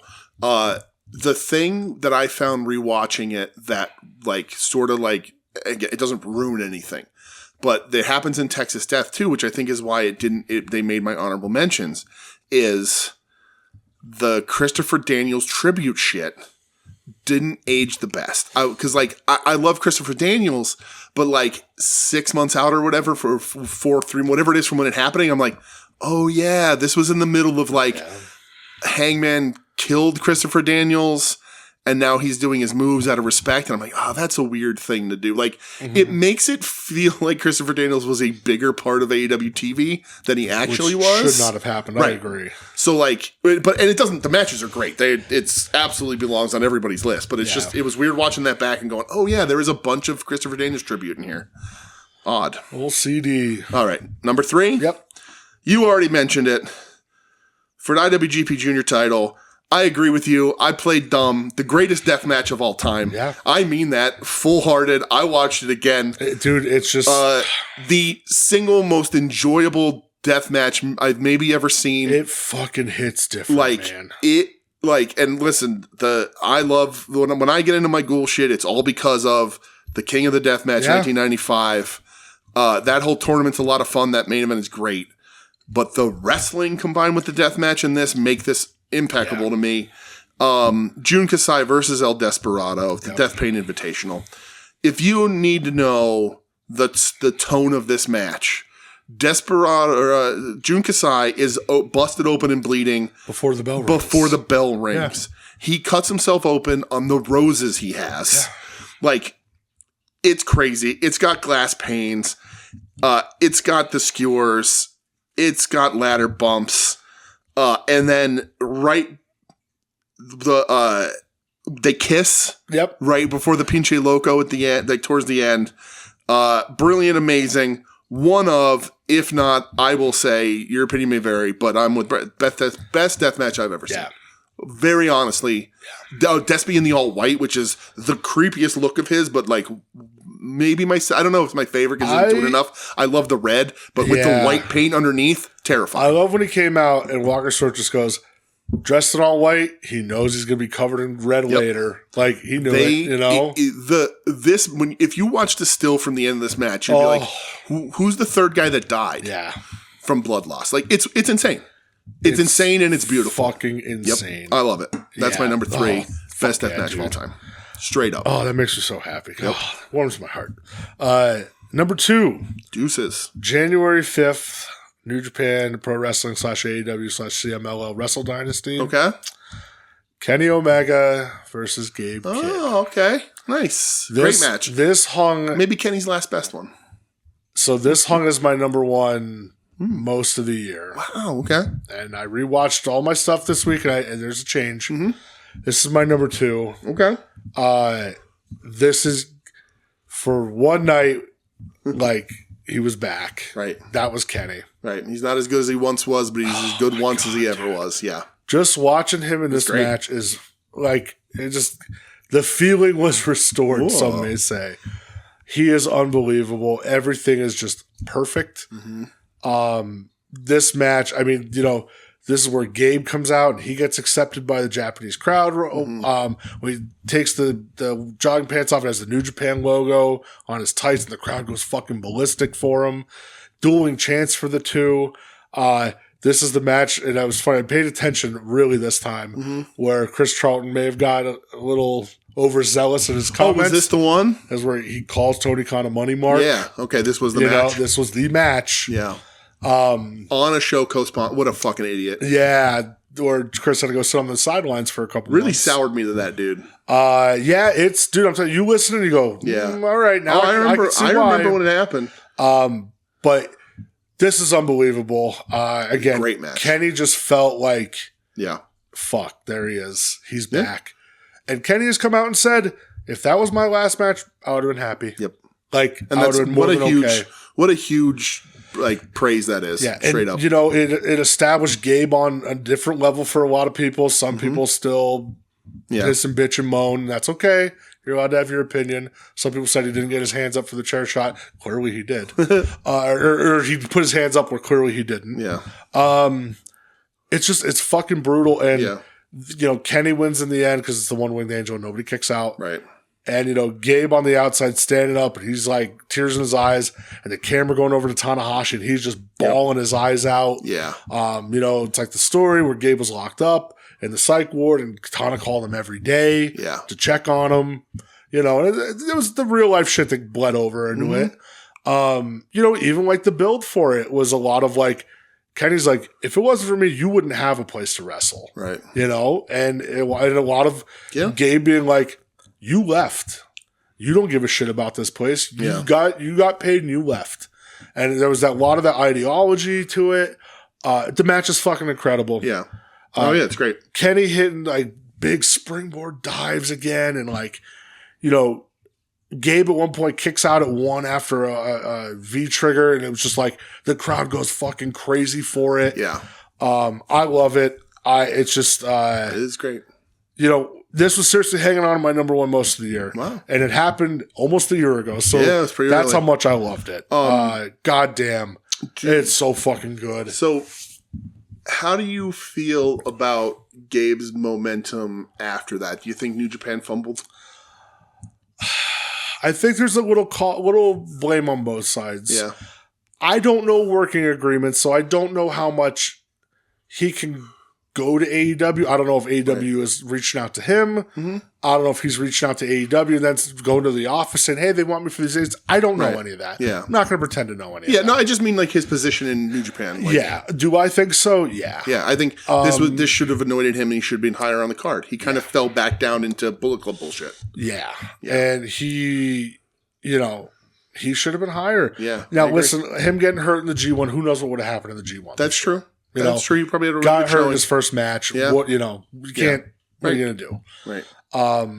But goddamn, did I fucking love this so much.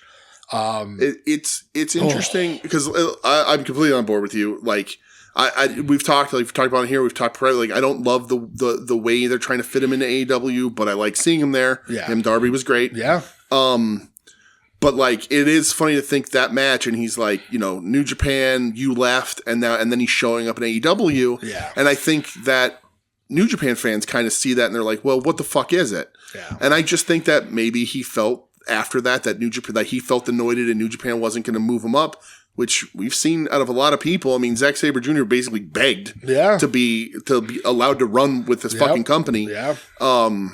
So like, yeah, it's really interesting because after this Kenny match and the G1 injury, that is a really important point because that could have been a springboard to bigger, and it just didn't happen. And he had a really good tag league. He's one of the reasons why tag league was as good as it was. Yeah. But yeah, it would have been interesting to see like him have this match with Kenny and then stay like almost parallel with that level. Yeah. And instead it didn't. He kind of just floated back down a little bit. Yeah. A little bit more than I think he should have. Yeah, which is a shame. I think he can go. You know, New Japan's booking is very very odd. It's been very weird this year. Yeah. I mean, I don't have a New Japan match in my top 5, so. Yeah, you know, when I was making my you do the Death Pit. But that's an outlier. Sure. Yeah. Though I agree. It's just very but I still held on to this match, man. Yeah, that's awesome. That is really just good. Seeing Kenny like that, dude. It's just like I remember just watching it live and just being like, I can't believe I'm seeing this again, you know? Yep. And god damn was he just at the top of his game. Absolutely. How about your number 2? My number 2, you already also mentioned Hollywood Ending. Fuck yeah. Tony versus Mariah from Revolution. When I rewatched this thing, I was just absolutely astonished by it all over again. Yeah. The table being the banner and then flipped up and they reveal that it's a table. Yeah. The 2 minutes in, Tony hits a Baldo bomb off the stage. Yeah. Crazy. The gusher that Tony hits on the pile driver off the stairs is so shocking and so amazing. Yeah. Like, and she's just constantly wiping it out of her eyes. I love when she wipes it and then it starts trickling down her head again, and you hear the crowd go, "Oh!" Yes. Moments like that in wrestling, I love. To me, this is the emotional peak of AEW. Yeah, I think this match hit in a way that AEW hadn't before. And it was there's been matches in ring work way better. This is a top 3 feud, right? In AEW, top 3 feud in AEW, top 3 moment, like emotional investment up to this point in AEW. I just think hadn't reached this level. It's wild. Yeah. They drag you through it. Should have ended that fucking show. The fact that there's stuff that had to follow it is such a wild mistake, particularly watching it the second time. The thing about this, and you said it before, like you hit everything that I wanted to say except for one thing. Is how beautiful this match is. And you talked about that a little bit. Oh, yeah. Like, take this match and freeze frame it at any frame in the 13 minutes, and it looks like a Renaissance painting. It does, yeah. Like, it looks like every single frame looks like an absolute work of art. Yeah.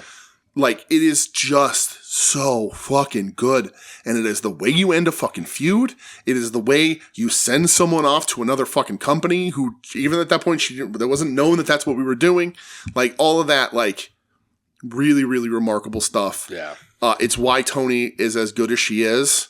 And everything that came after it just lends itself to Tony being great. Yeah. Because that greatness, at least right now, ain't being replicated anywhere that I can tell. Mm-hmm. You know, the Mariah May in this match isn't keeping her shoulders on the mat when she's not supposed to fucking lose.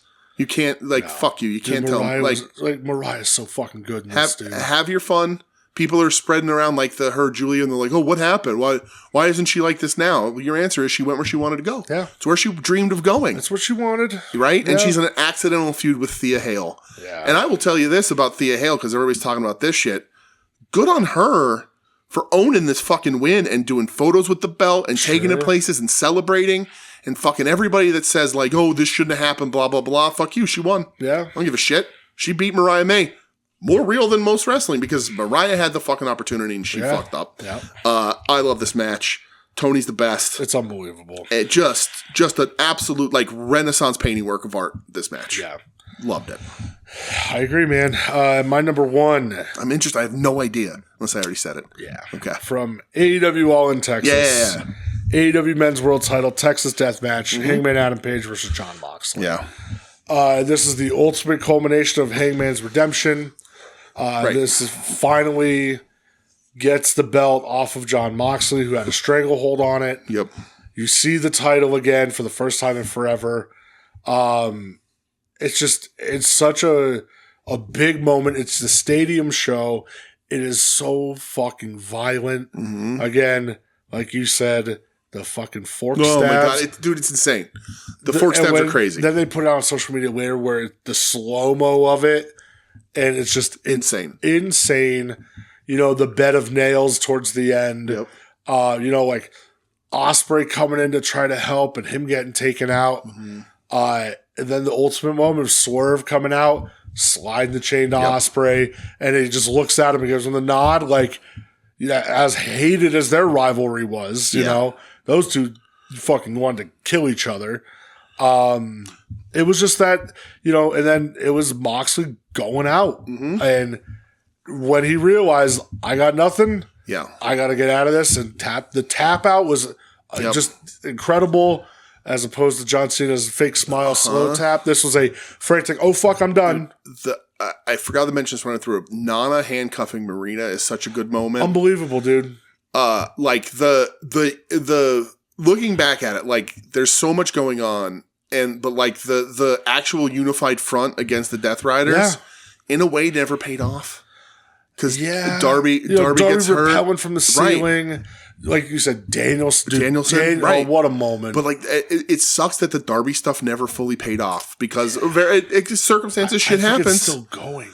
Maybe we just wrestled Gabe. Yeah, Right. But now but it ain't going to be Mox. Yeah, I don't know what's because happening. thinking about this, somebody pointed this out, and I was like, I'm just an idiot. Like, this is like where I fumbled. But like, I forgot that when they opened the briefcase, it still has the dragon side plates. Because Mox was like, you don't get to see this belt because I'm locking it away, right? Yeah.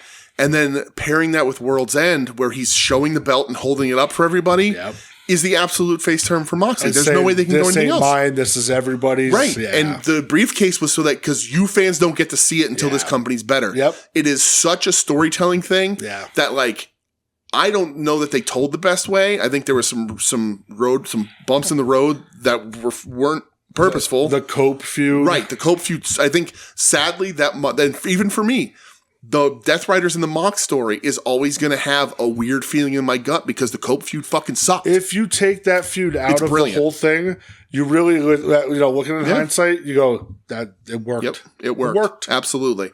But man, that Cope was so bad. As good as the stuff was, except for when Moxley got the nails in his back. That was the best. I agree 100% with Marcus when he said on Final Wrestling Place that should have been the pay-per-view match. Yeah. Not the Cope match that he had, but not to take away from this Hangman match. Mm-hmm. Oh, it's great. It was truly like the redemption was finalized. Mm-hmm. Hangman's the champ. Amazing moment. The whole stadium going fucking crazy. It's the big-time AEW moment. Yeah, that's my number one for the year. Nice. Deliciously violent. Proving that we share at least part of a brain.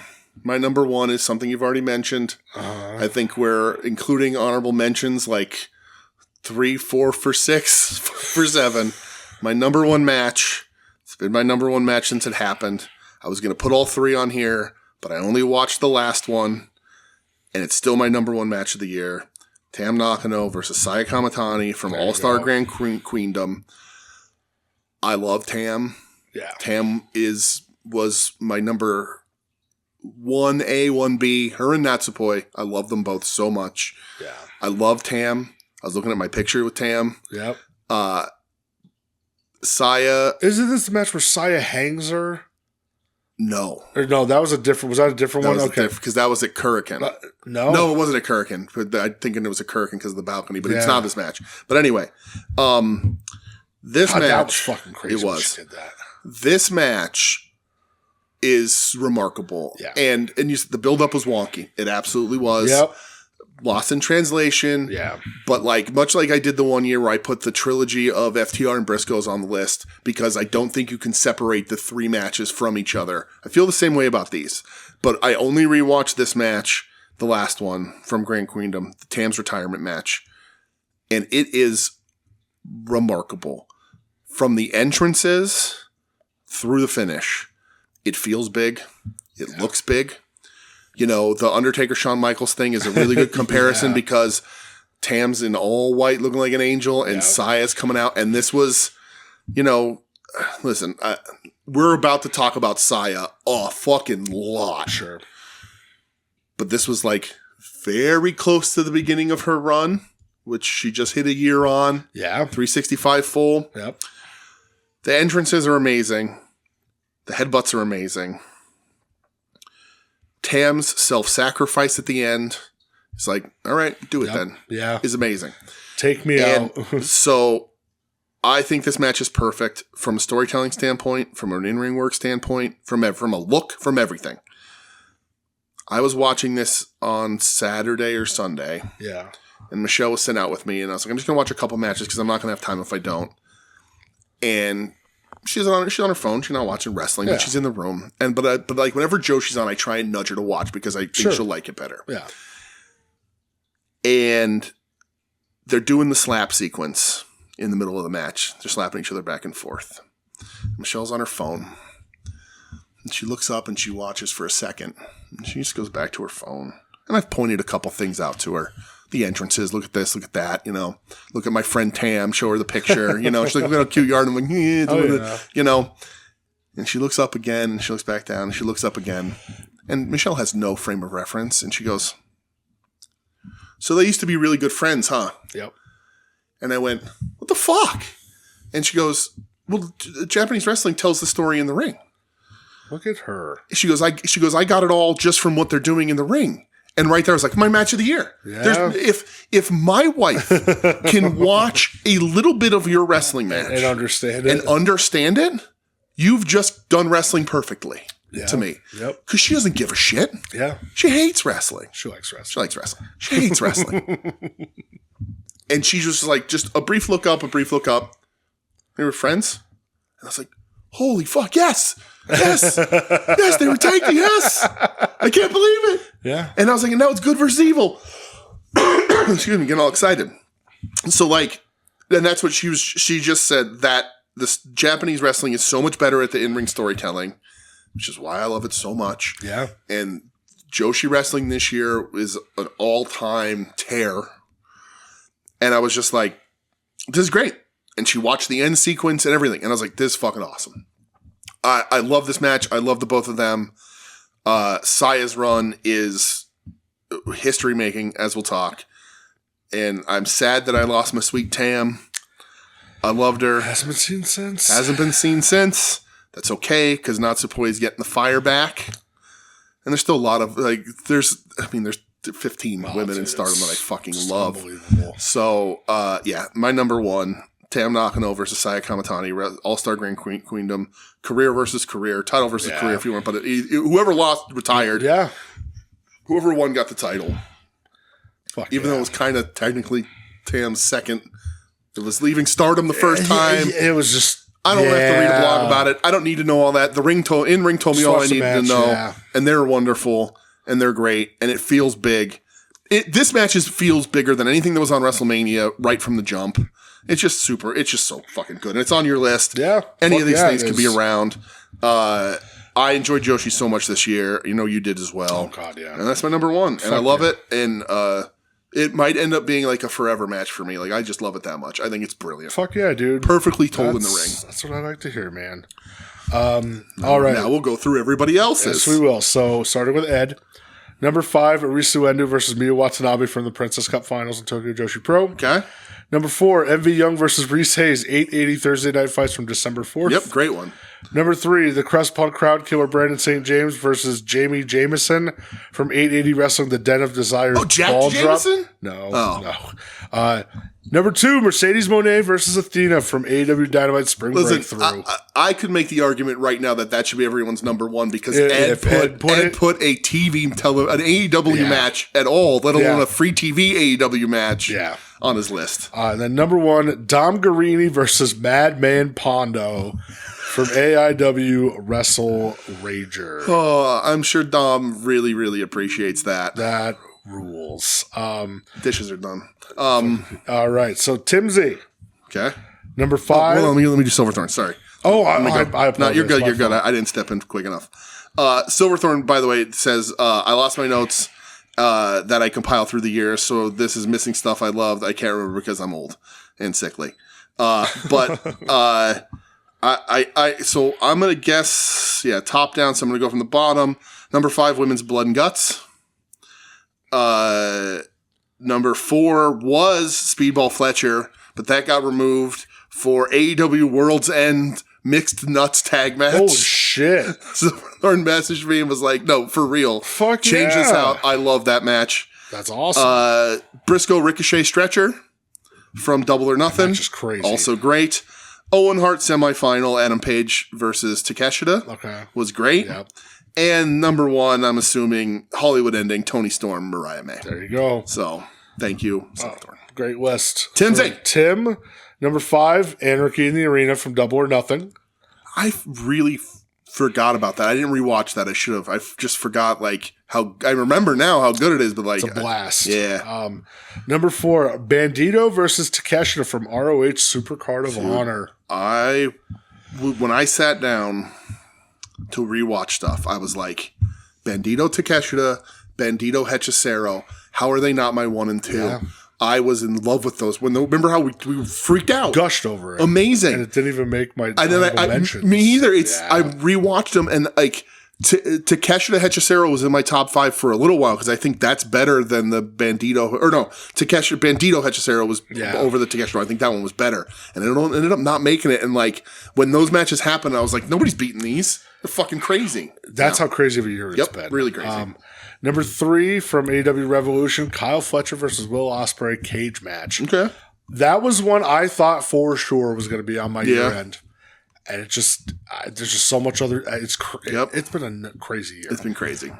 Number 2, AEW All-In Hanger versus Moxley, the Texas Death. Yep. And number 1 from Revolution, Hollywood Ending. Miami Tony Storm. That's where Can't argue it.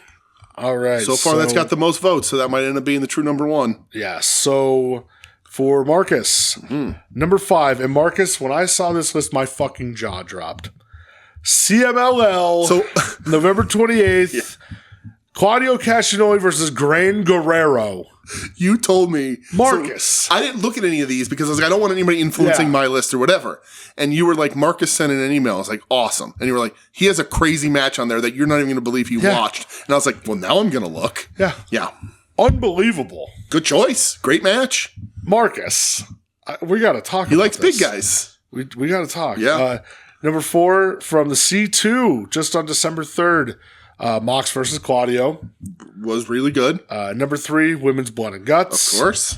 Number 2 from the C2 from December 6th, Mox versus Takeshita, which that match It was great. rocks. Yep. Number 1 from Double or Nothing, Anarchy in the Arena. Okay. I like it. Way different than everybody else's so far. I like it. Good. All right, time to go to Joe's. So number 5 from Double or Nothing, the stretcher match between Mark Briscoe and Ricochet. Mm-hmm. Number 4 from December 10th, Dynamite, Kyle Fletcher versus Mike Bailey. Me too. Number 3 from AEW Full Gear for the TNT title, Kyle Fletcher versus Mark Briscoe. The match was great. Awesome. Number 2, AEW Revolution, Hollywood Ending. And number 1 from Full Gear, Brodito versus FTR.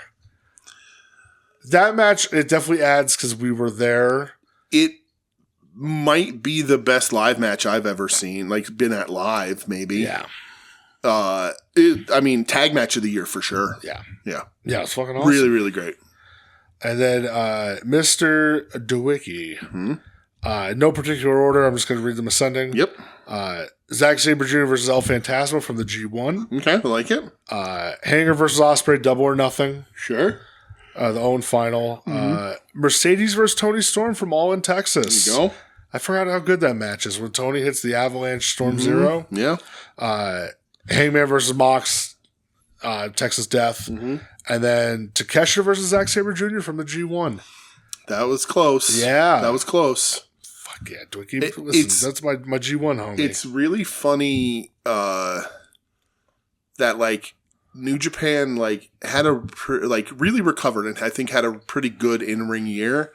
They had consistently great, not, like, a ton of, like, oh, shit. Yeah. But, like, consistently great throughout the year, like, they got there. Yeah. Yeah, that's awesome. So, yeah, I think the Hollywood Ending 1A 1B is Texas Death and Hollywood Ending. Yeah, I think that's fair. Very fair. Yeah, for sure. All right, we're next. Okay. Matches are donezoed. Well, I guess we go top 5 wrestlers, buddy. DJ, that's so hard. By far, I want to change my list right now. The hardest top 5 I've ever. Yep. I still don't know if I don't know. There was a wrestler mentioned on a bunch of people's lists, and I was like, why isn't he on my top 5? He had such a good year. So my top 5, it'll be my honorable mention. I kept mine from last year. Yeah. For doing an honorable mention, we can. I'm fine with it. My honorable mention, Toni Storm. Okay. She was number 4 on my list last year. She was number 5 on my list last year. She's my honorable mention. Okay. You know, the Mariah May stuff at the beginning of the year was fucking incredible. After she lost the title, the Timeless Love Bomb stuff, like, it's good. Yeah. It's just, I feel she's just everything. She needs to be above it. And it's hard because she's so fucking good. Right. That'll be my honorable mention. Okay. My honorable mention will be a man that's been mentioned a bunch, and I was just like, I'm going to change on my list really quick, but I'm not. And I feel bad just as an honorable mention because singles wrestler, had some of the most compelling storylines, ends up with a title, is Mark Briscoe. Briscoe's talking the Ricochet match, the storyline with that, the MJF stuff is the best Max stuff they've ever done. I guess there was the pre or post CM Punk world, okay, in the new AEW, sure, post Tony Khan scared for his life. It's the best MJF stuff.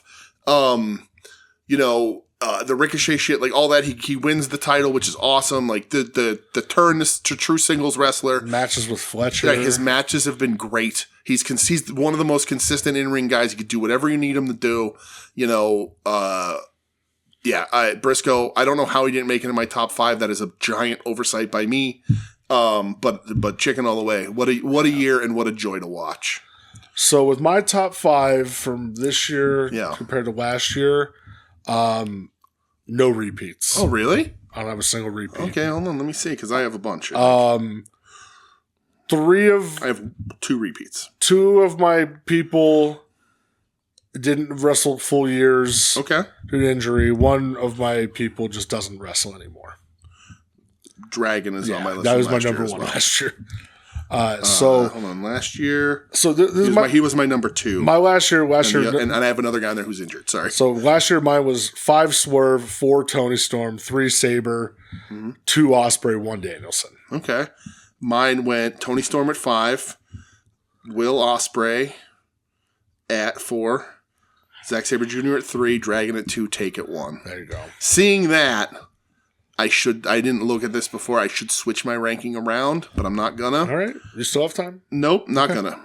So this was easily the hardest list I had to do this year. I agree. I don't know how many times I changed it. I want to change it right now. It. Yes. There's people that are off of it that I feel should be on it. Absolutely. And I don't know what to do. And it really, really bums me out. It just shows how good of a year it was for wrestling. Yeah. So my number 5... is Kyle Fletcher. My number 5 is Kyle Fletcher. Well, the year he took the leap.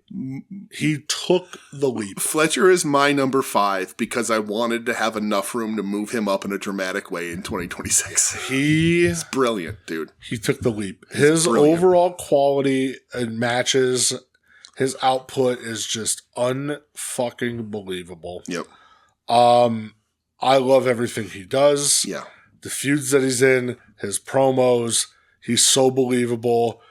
His dedication to his physique, the guy's fucking got it. He's got it. You talk about shucky ducky, grab the brass ring, that Fletcher just done that all year consistently. Yeah. He has proven why he should be there. Yeah. Why he should get paid. And honestly, should be higher in the card than he is. I don't know why they didn't pull the trigger yet, but that's a story for another day. Yeah, he's incredible. I put him at 5 because I'm fully expecting him to be my number 1 next year. I wouldn't be surprised. Yeah. All right, my number 4. My number 4 is a guy I've loved forever. Okay. And a guy that, if you take a 3-month span out of this year, and I think it's perfection. Okay. My number 4 is Jon Moxley. Did not make my list because of that 3-month gap. I love John. Yep. I think he's brilliant. His refocus since July through the end of this year has been... Good. No, go ahead. You saw what TK said about him, right? Well, yeah, that he was hurt at the beginning of the year. He was real banged up and he didn't want anybody to know. Ace. I know the word gets thrown around. Nope, I agree with you completely. He's the ace of AEW. He is the ace. I used to think it was Hanger. It's Mox. Mox is the ace. Like Tony said, the only other person who's been at every Dynamite collision is this year, him. Yeah. Everything, like I said, from after post Cope on, excuse me. That Cope was down in the dirt. It was terrible, no doubt. Everything past that, A+ stuff. Agreed. He's another one where, I pointed out on Saturday, watching him, dude, his, physical form right now, he has never looked better. Yep. His matches, he looks so focused. His promos, the storyline, everything he does is true top professional shit. He's just unbelievable. And I fucking love him. And it made me so good to be, because people were starting to write him off. And I'm like, nope, my guy's still fucking got it. Yep. You know, his willingness to put guys over through matches and through story with Kyle O'Reilly, Roderick Strong, Hanger. Like, he really, like, you know, said, hey, let's give these guys some more legitimacy. And he lost nothing in the process. Nothing. You know, it's like, yeah, he's tapped out and people couldn't believe it, but it's like he was never any less of a threat. You know, there's been the looming turn. Is it going to happen? Is it not going to happen? Yeah. But up until, dude, he's just, he's unbelievable. His story with O'Reilly is just absolutely wonderful this year. Yeah. He's the fucking man. And I love John so much. So he's my number 4. Physically, I love the way he looks. I wish he would go back to shorties or something, but that's fine. I get it. Yeah. So this is really funny because everybody says he's the Harley Race, he's this, that, the other thing. He's the ace. I'm happy with calling him all those things. But the one thing about him that I felt like recently, where he's bulked up, he's growing the body hair, he's doing all that, he's got the shaved head, he's got the beard. I always thought that, like, the other impressive thing about him is that he is on top of a company looking like Buzz Sawyer. Yeah. He looks like Buzz Sawyer. And I just brought up a picture of Buzz Sawyer, and it's even the same fucking tooth. Yeah, with the tooth. Yep. It's the same tooth. Yeah. He looks like Buzz Sawyer. Yeah. Like, more cut, but he looks like a dude that will beat your ass. Like, you do not fight Buzz Sawyer because Buzz Sawyer will tear your fucking ear off. Yeah. Like, Mox all the way. Fuck yeah. All the way. Fuck Cope for doing that shit, man. That was your number 4? Yeah. My number 4 was the person I would switch with my honorable mention, but I'm not doing it. But she did have the best American women's match of the year. It's Toni Storm. Yeah. The Hollywood ending alone being so important and being so emotionally important to the company. And I agree with you. Like, and listen, can't be on top the whole time. Somebody else has got to come on and do something. But Toni has been on TV. She didn't take a break. She didn't take time off. She's been on TV consistently. She's elevating the people she's with. You know, she had the great run through the women's tag tournament. Like, all that helps get Willow and still Harley gets over. The biggest pops. Still gets, like, and is still always entertaining. Yeah. She hasn't let me down at all this year, and she's on TV nearly every week. So, like, just the looks, the sit downs, the matches, the match this year, and spoilers, little dirt sheet reporting, she's Mongolian. Well, that's we true. also got to meet her, and she was sweet as pie. She was awesome. Yeah. To hold the women's belt. She was so cool. She's so cool. She's unbelievable looking in person. Yeah. Just pure. And I still think she's one of the most complete wrestlers in on the planet. Like, from storytelling, sports entertainment, any of that shit, and in ring, she's all of it. Yeah. She's perfect. And I just love her so much. Yeah. So she's my number 4. It's funny because she was my number 5 last year. And I didn't realize that because thinking, like, she didn't have a better year than she did last year. And this list makes me think that she does. Yeah. So probably could have been my honorable mention in moving Briscoe up. But I'm still happy with it because, much like Briscoe, every time he's on TV, I'm thoroughly entertained. Yeah. And then they also wrestle their asses off. So number 4, Toni Storm. My number 3. Okay. We talked about her before. Okay. She just eclipsed a year-long reign with the red belt at Stardom. Is Saya Kamatani, the Dark Phoenix. Yes. Michelle also really got a kick out of how many different ways they spelled Phoenix on her entrance. Oh, yeah. P-H-E-N-I-X. It's like 4 different. It's very funny. She was unbelievable this year. Absolutely. I think she was pretty untouchable as a Joshi. Yeah. The Tam feud, just fucking incredible. She's the best. She's the best. She just had another banger the other day. I'm excited to watch it. With Saori Now, which I love Saori Now. Yep. She's going on to Wrestle Kingdom this year to defend against Sayuri. She's fucking awesome, man. And it's just so enjoyable. And I'll never forget myself saying, when they turned her heel, I don't think this is going to work. Nope. My God, did they shove it up my ass. Yeah. It worked tenfold. Yep. She's the MVP. top wrestler named by Tokyo Sports this year. Like, first woman to ever be named the top wrestler by Tokyo Sports. Incredible. Mm-hmm. Incredible year. Banner year. I'm very jealous that Mike showed off 2 autographed cards he has from her. That's funny. Son of a bitch. She's fucking awesome, man. Yeah. And I love Saya so much. So she's my number 3. My number 3 is a conflicted choice in a lot of ways, but he's great. Some would say the greatest on the planet. Crazy schedule. Signed to 3 different companies. You can't not be on my list when you are IWGP champion and you're technically not a New Japan homer when you do it. It's Takeshita. Just the consistency remains.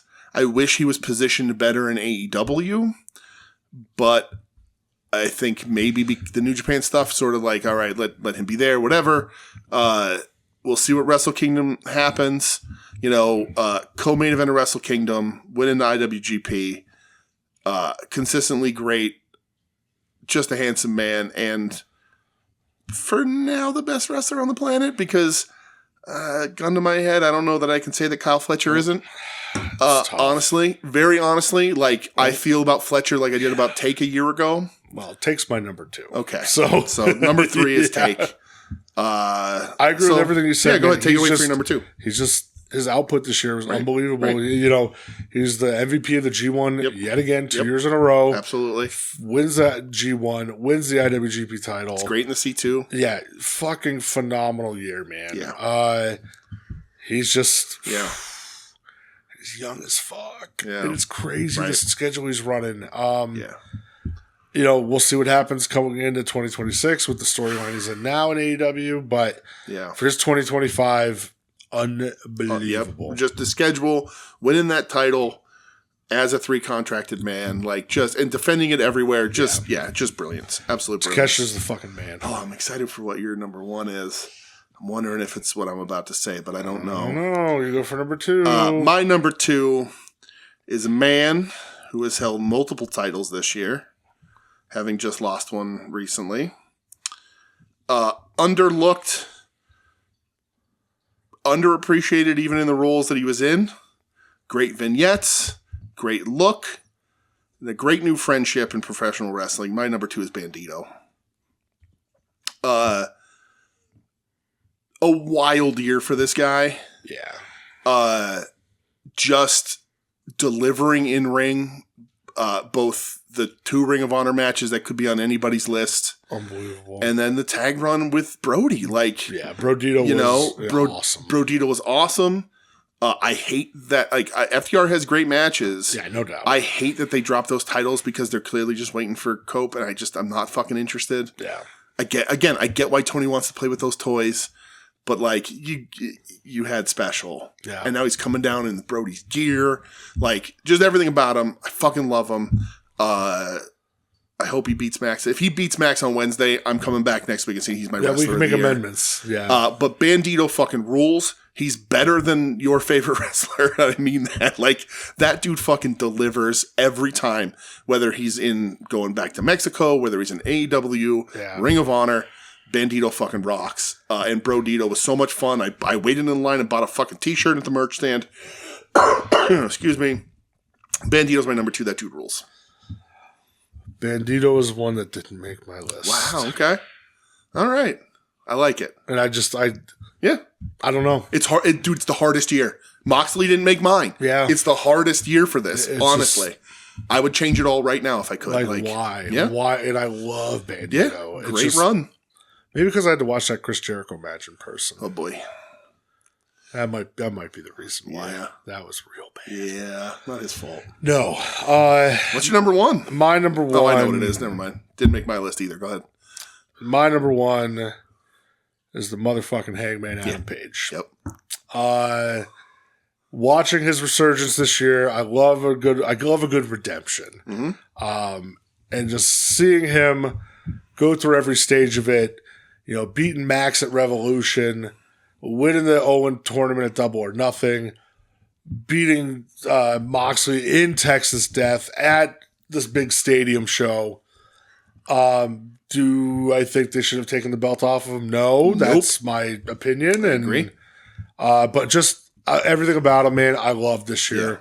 Yeah, the reconciliation with Swerve. I fucking love Hangman Adam Page. Yeah. And I think he had the best year of his career.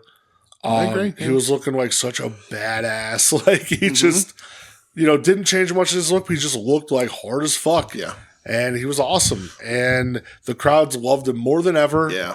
I really, really, really, really, really hope his momentum didn't get stifled. But that will be something to talk about next year. Yeah. But for now, my number one is the Hangman. That fucking empty-headed dumb fuck. Hangman Adam Page.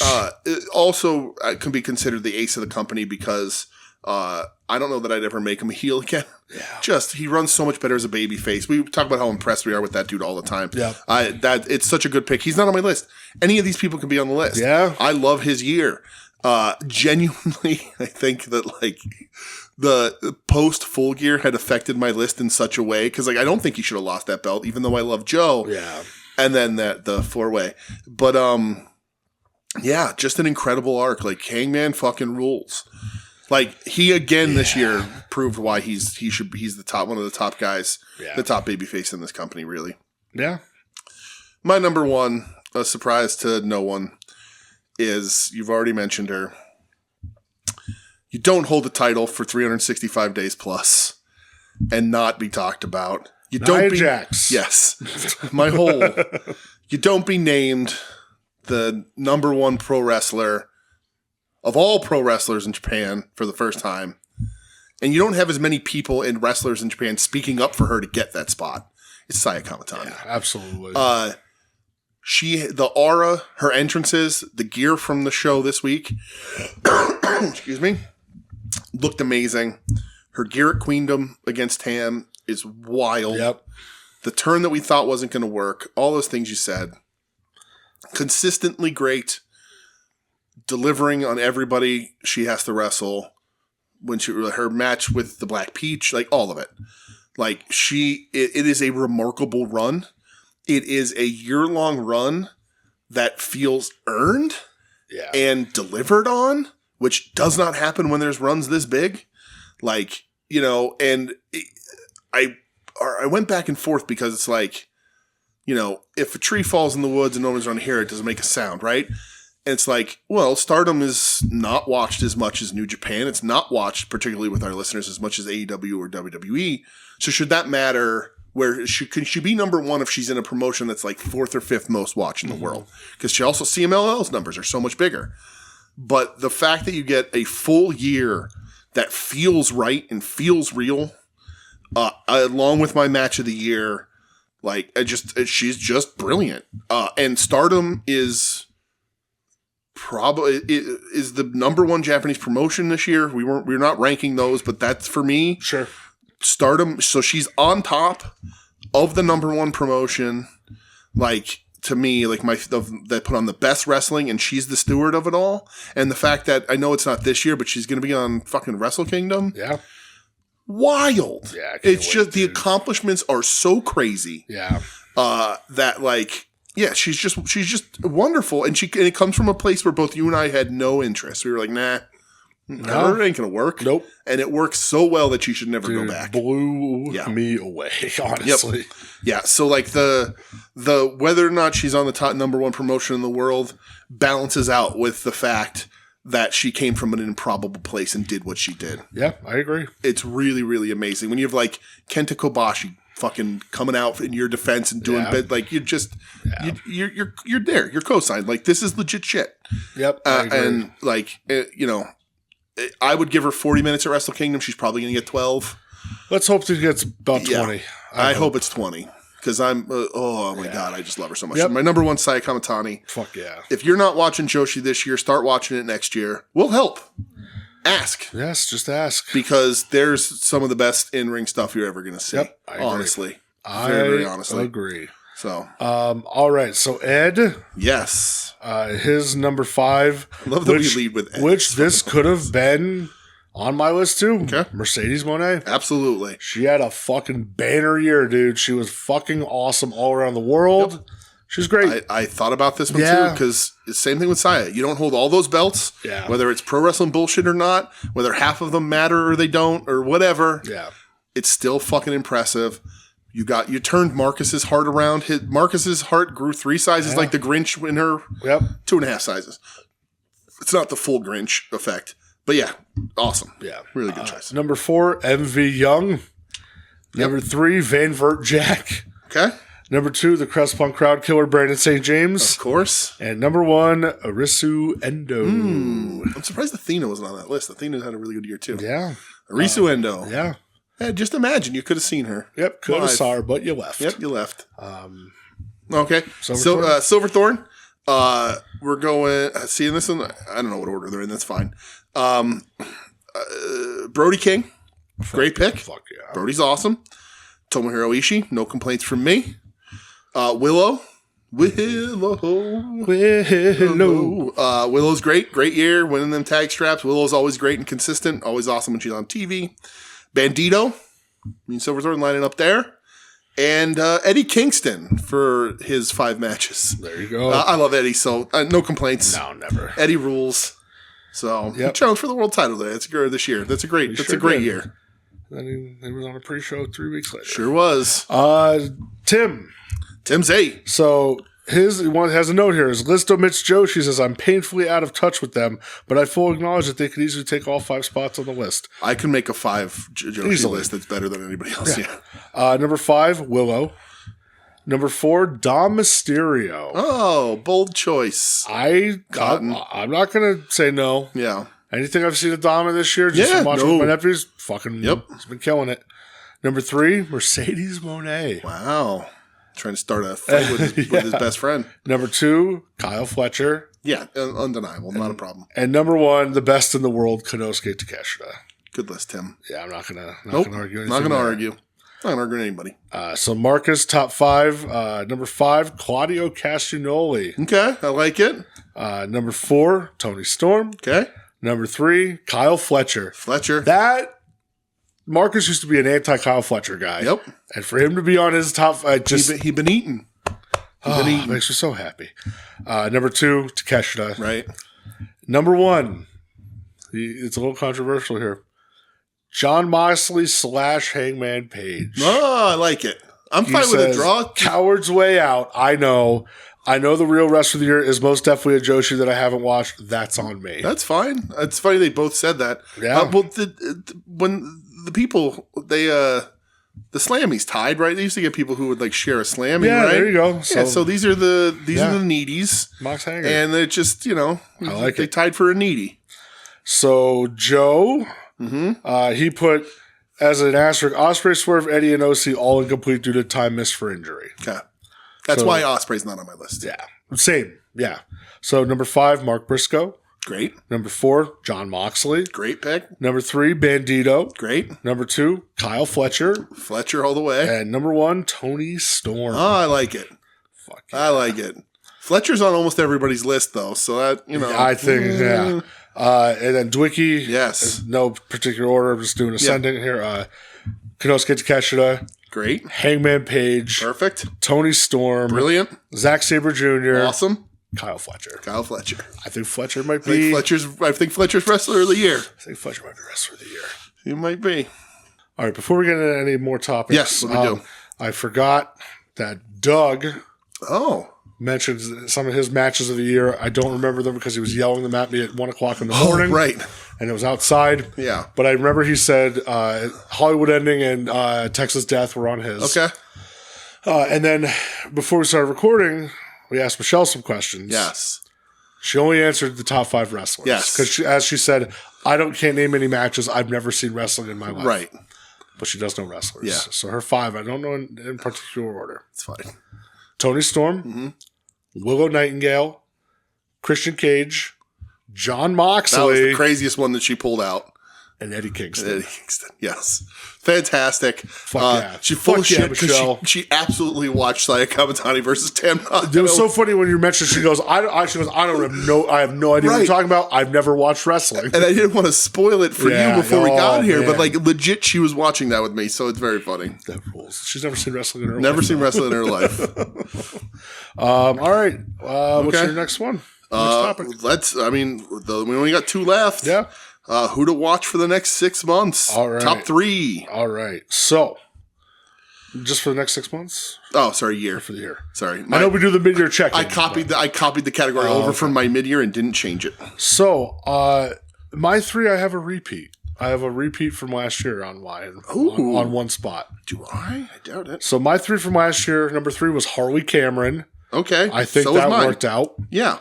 Number 2 was Roihei Oiwa. Okay. And number 1 was Suri. I think that worked out as well. Mine were Harley, Brody King, because we thought he was going to win the C2. Still a really good year. And Hazuki, who didn't have a very big year. Yeah. So my number 3, she just won.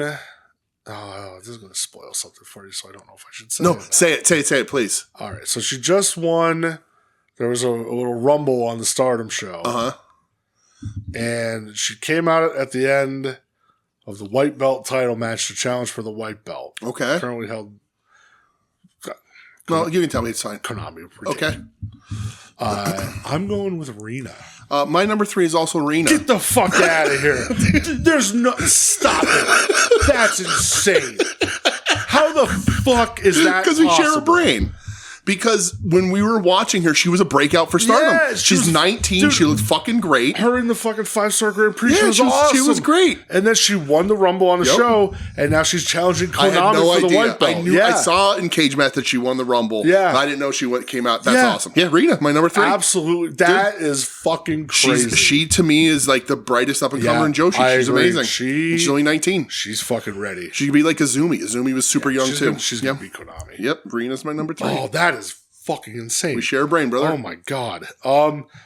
That's such a wild pull. It is a crazy pull. Oh my god. Yeah. My number 2 is a repeat from last year. Oh. Roihei Oiwa. Nice. He won the Tag League pinning Gabe Kidd, and I said, I'm mad he's not on my list. I said that's a message for next year. Yeah. I think he's really going to. I think he's going to get a singles title run next year. I don't know which one. It could just be the Never. I'd give him the Never. I'd like to see him have the Global. Yeah. Fucking beat Takeshita for the world title. I just think the kid's got it. Yeah. I agree. The grip. I'm bummed he's not on my list. The grip. Bummed. Yeah. But he repeats it in my list because I'm like, okay, he had a really good 25. I think he's going to have a bigger 26. Yeah, I hope so. I love that dude. Yeah, he's awesome.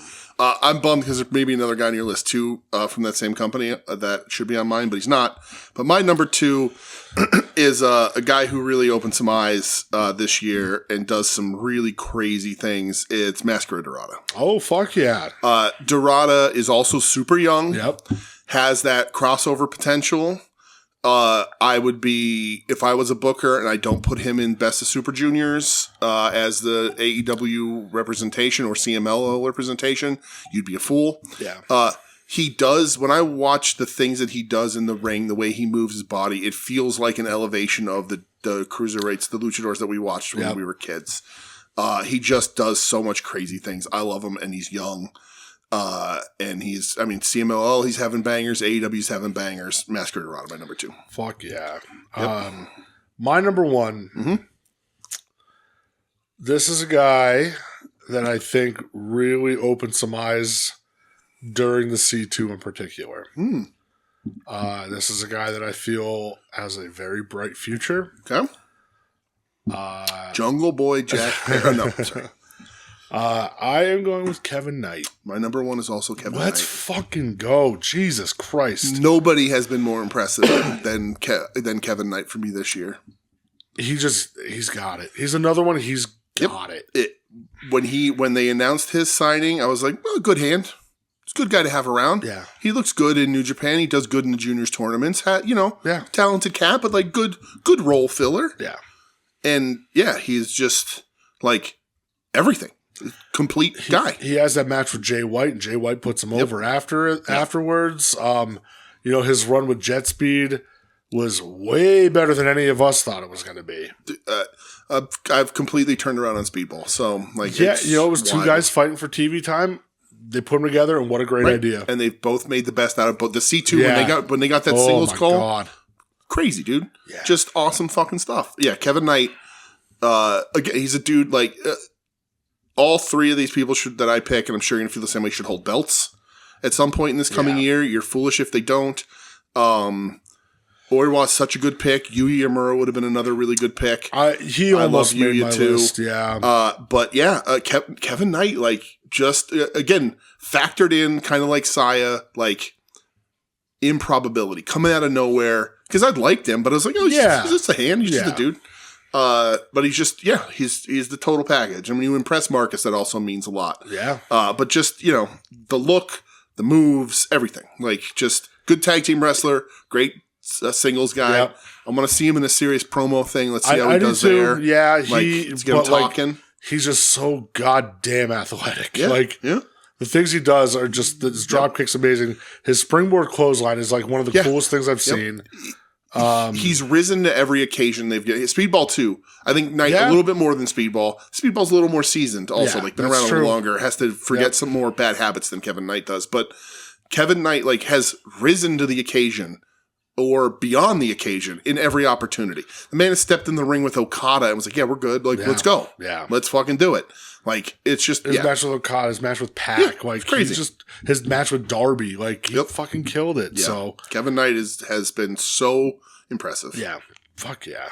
I can't believe he pulled. That's a wild one. Dude. Jesus Christ! I just couldn't stop thinking about how great she was when we were watching. Who's this? Yeah, and we're like, what the? Why is she having the best matches in the Stardom G1, the Grand Queen, or what's it? 5-star Grand Prix? Yeah, I was like, who is she, and why is she having every good match? Yeah, everyone. She is fucking awesome. So, and 19, 20, whatever she is now. Yeah, bananas. Fuck yeah, that's wild. How old's Kevin Knight? Do we know? Oh, he's probably early 20s. Right? So that's 3 people. No, that's not American soccer player. Get the fuck out of here. How old is he? Kevin Knight. I might be older than I think. 28 years old. Okay, so 28. He's probably the oldest out of the 3, because I think Dorada's 23, 24. Yeah. I mean, 3 people. Brother, you got 20s or under. Got a lot of years left. Tons of years. Yeah. Brilliant. Just, amazing. Fuck yeah. Can't go wrong. All right, so Ed's list. Oh, God. I can't. His 3 to watch are Van Vert Jack. I actually agree with that one. That one's going to be a good one. Coco. Those will be really good on Sleaze Ranger. Yeah. These are Sleaze Ranger picks. Coco. Okay. And some guy named John. That's the actual guy's name. Is some guy named John. He works in 880. Of course he does. Okay. God bless you, Ed. It's like people didn't learn the lesson from Jake something. Yo, that guy, he's got everything but a dumb name. The name is terrible. Oh, no, he has a dumb name. He's got everything else. It's terrible. Yeah. Silverthorne. Yes. Suri, which, easy pick. Suri's awesome. I love Suri. Always watch Suri. Yep. Lee Moriarty, sleeper pick. I like that. He's on a good run. We'll see if it can translate to a main roster thing, but Lee's a good run. And Harley. And again, Harley's been doing great. Rockin' Harley, I like it. And the thing about Harley, and I know Tim and Marcus talked about Harley a bit, and it's or it was Ed or whatever, saying Harley shouldn't be in the ring, outclassed at every point, right? But Harley's got that dog in her, and she wants to be better. Yeah. If she doesn't have a mark, and she is getting better, and I think she's good enough to be on TV, but hidden in tag matches, right? By the end of 2026, if she doesn't put together good 3-star singles, the gimmick is kind of done, and you get to sing songs and be pretty. Yeah, I agree. So, all right. So moving to Tim's, number 3, Leon Slater. Okay, good pick. Yeah, Leon Slater is very impressive. Yeah, for sure. Number 2, Masker Dorada. Great. And number 1, Kevin Knight. There it is. It's like you and Tim have a lot in common. Yeah, I like Tim. What his problem is? He's the one who doesn't like me. I don't know what his always talking bad about me on the show. It's true. He comes in my house and is mean to me. pisses all over your toys. Yeah. Literally. It's crazy. He's got a problem. Yeah. All right. So Marcus, number 3, Tekla. Great pick. Excuse me, says AEW Women's Division needs some new main players at the top. There's always room for a hot and crazy lady on TV. I'll be watching her in 2026. That's for sure. I was gonna say that's a canon special. Yeah, no, I won't rub another man's rhubarb. They'll gut you. Yeah. Number 2, Wheeler Yuta. Ooh, I hope so. It says Yuta has intentionally been slow played while his peers have received multiple opportunities that they weren't ready for and couldn't make the most of. This leaves Yuta as a fresh but familiar youth to feature in 2026. Prominent tag run, moving up in the Death Riders hierarchy, TNT title, Rebellion and Redemption arc, big match with Danielson, all on the table for Yuta in 2026. Yeah, I would love that. I want Yuta to become more prominent in the Riders. If the Riders continue to exist, which I'm sure they will, just without Mox. Well, and he did have his own little thing where he was recruiting Statlander. Right. I still wonder, after Hangman beat him on that Dynamite and then was going to go beat him up and then held him up, was like, they're not coming to get you. Right. Man, I felt that could have been a turning point. But he's such a good heel. He is so, the crowds hate him. Honestly, I know that if Mox leaves the Riders, it's going to be Pac as the leader. You would think. But, I think you can make a case if you're not, and Pac would also have to leave just because of Pac's status, as a wrestler and his belovedness. But Yuta could lead that faction as without Mox there and just be a motherfucker. Yeah. Turn them they'd be a little more conniving and sniveling heel than anything. A little more annoying. Yeah. But it'd just be hard to place him over Claudio and over Pac in a group. It's hard. Yeah. But I think he could do it. I the high hopes for that kid. Yeah. Yeah. And then Marcus, number 1, Kevin Knight. Yeah. You listen to me, you go to the top. There you go. You don't listen to me, you're never heard from again. There we go. All right, so that's 4 of us with Kevin Knight. Kevin Knight. Because Silverthorne had Kevin Knight, right? Or no? No. Okay. So Moriarty. Marcus and Silverthorne are no Kevin Knighters. Yep. Or no, Ed. Yeah. Okay. Yes. So for Joe, number 3, Massacre Dorada. Okay. Number 2, Kevin Knight. Right. Number 1, Javon Evans. Oh, good pick. That boy bouncy. Yeah. That's his catchphrase. Did you see what he said he wants to do before he retires? Who? Javon Evans. He's 20. Is he talking about retirement? He goes, before I retire, I want to be in a Hell in a Cell. Okay, kid. I like it. Yeah. As long as you say you want to bleed. Yep. And then for Kincannon. Tekla. Again, no ranking. Kevin Knight. Okay, Kevin Knight's the must-watch then. Tekla. And Obafemi. Good pick. Great pick. He said, I want to see if WWE will let him be something on the main roster. Nope. Apparently, they're very high on him. I hope so, because they said they showed vignettes for him on SmackDown and Raw this week. Because he's special. He jumps off the fucking screen. Special. When I saw him in person at the SmackDown, that Saturday night's main event where they were cowards and did the fucking bullshit DQ finish, the dude, he's got something. He looks special. Fucking the Steiner kid. Yep. Dom Mysterio. There's your youth movement for WWE if they ever want to do it. Yep. So. Yep.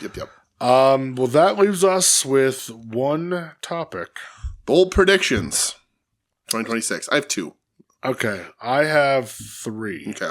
So, my 3 from last year. Ooh, okay. Ricky Starks and Miro were settle their differences and return to AEW. That was I was wrong.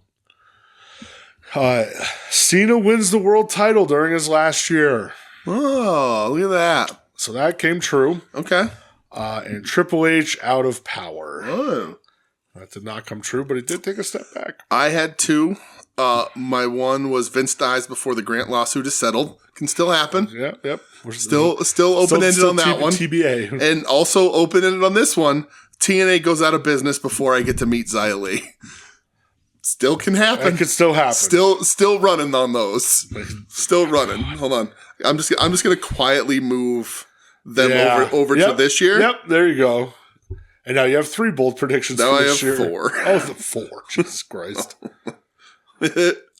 right. They can still happen, goddammit. I'm into it. All right. So you just want to do our 3 instead of going back and forth on it?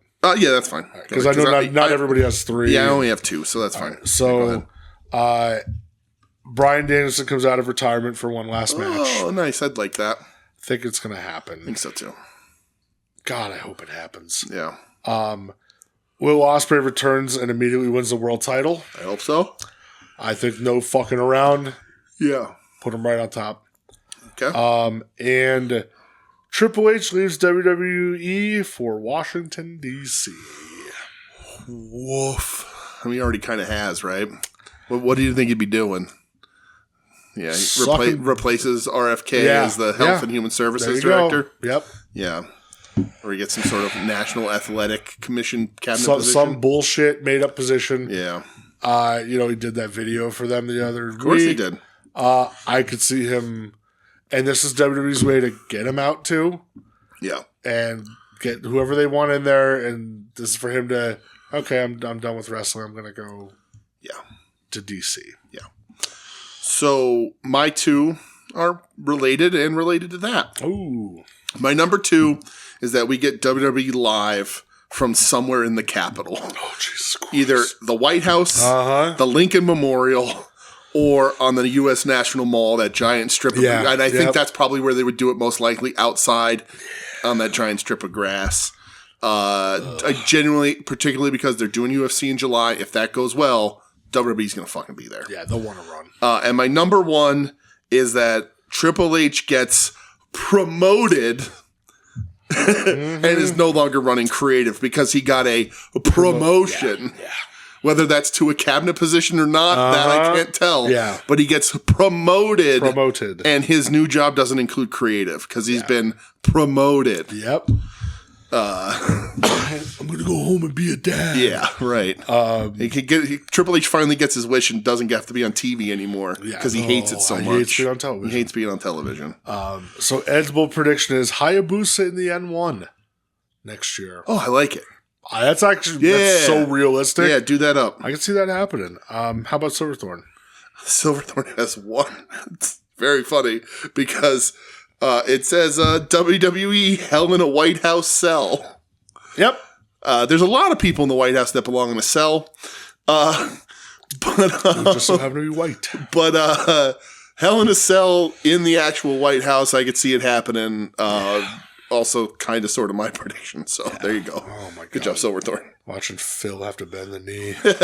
Kiss the literal ring. Oh my God. Yeah. All right. So Tim's bold prediction. Timsy. AEW announces the date and location of their Saudi Mania counter offering. Yeah. Saturday, April 10th at Camping World Stadium in Orlando. Oh, okay. Look at him. Mm-hmm. All right. I have to take a sip. My throat's a little scratchy. Oh, I apologize. We've been talking for a long time. It's all right. You're not used to this kind of discussion. We had a week off. It ruined all of it. It did. I'm back. Everything. All right. Better than ever. Marcus has 3. Wow. Big predictions. WWE gets canned by one of their partners, whether it be ESPN or Netflix, etc. That'll be early, but we'll see. Big Dog on top. With WWE, with WWE underperforming ratings and Triple H on the hot seat, WWE will turn back to their latest and biggest cash cow, Roman Reigns. Big Dog will be back in a full-time capacity as WWE champion. Yeah, well, let's strike the full-time capacity. He'll be back as champion, but there's no way he's going to be full-time. No. Yeah. What? Am I seeing smoke? Hold on. It's from a candle. We paused the show because it's just candle. Listen, man. I didn't even know that candle was lit. So see, hell of a job. I just saved your house. You did. Yeah, I couldn't lose a second one. That looked real bad. I thought you were going to say, where were you the first time? God damn it. You were at work just like me. That's true. All right. Marcus's other bold prediction. Kyle Fletcher becomes AEW Men's World Champion. I like it. Since last year's C2, every creative and booking step with Kyle Fletcher has been carefully measured and successful. The progress is right in front of us. Seems to be no reason to turn back to the TNT title. Kyle Fletcher will win the big one, I think, sooner rather than later. Okay. Marcus also says, love you guys. Can't wait to see you again. Thank you for another year of friendship and entertainment. Aww. Slappy New Year. Joe's bold prediction. He has last year list. Last year list and this year list. I like Joe. You're very punctual. I like it. So last year's was Vince dies. He commented, "Bad Terry died." Close. Yep.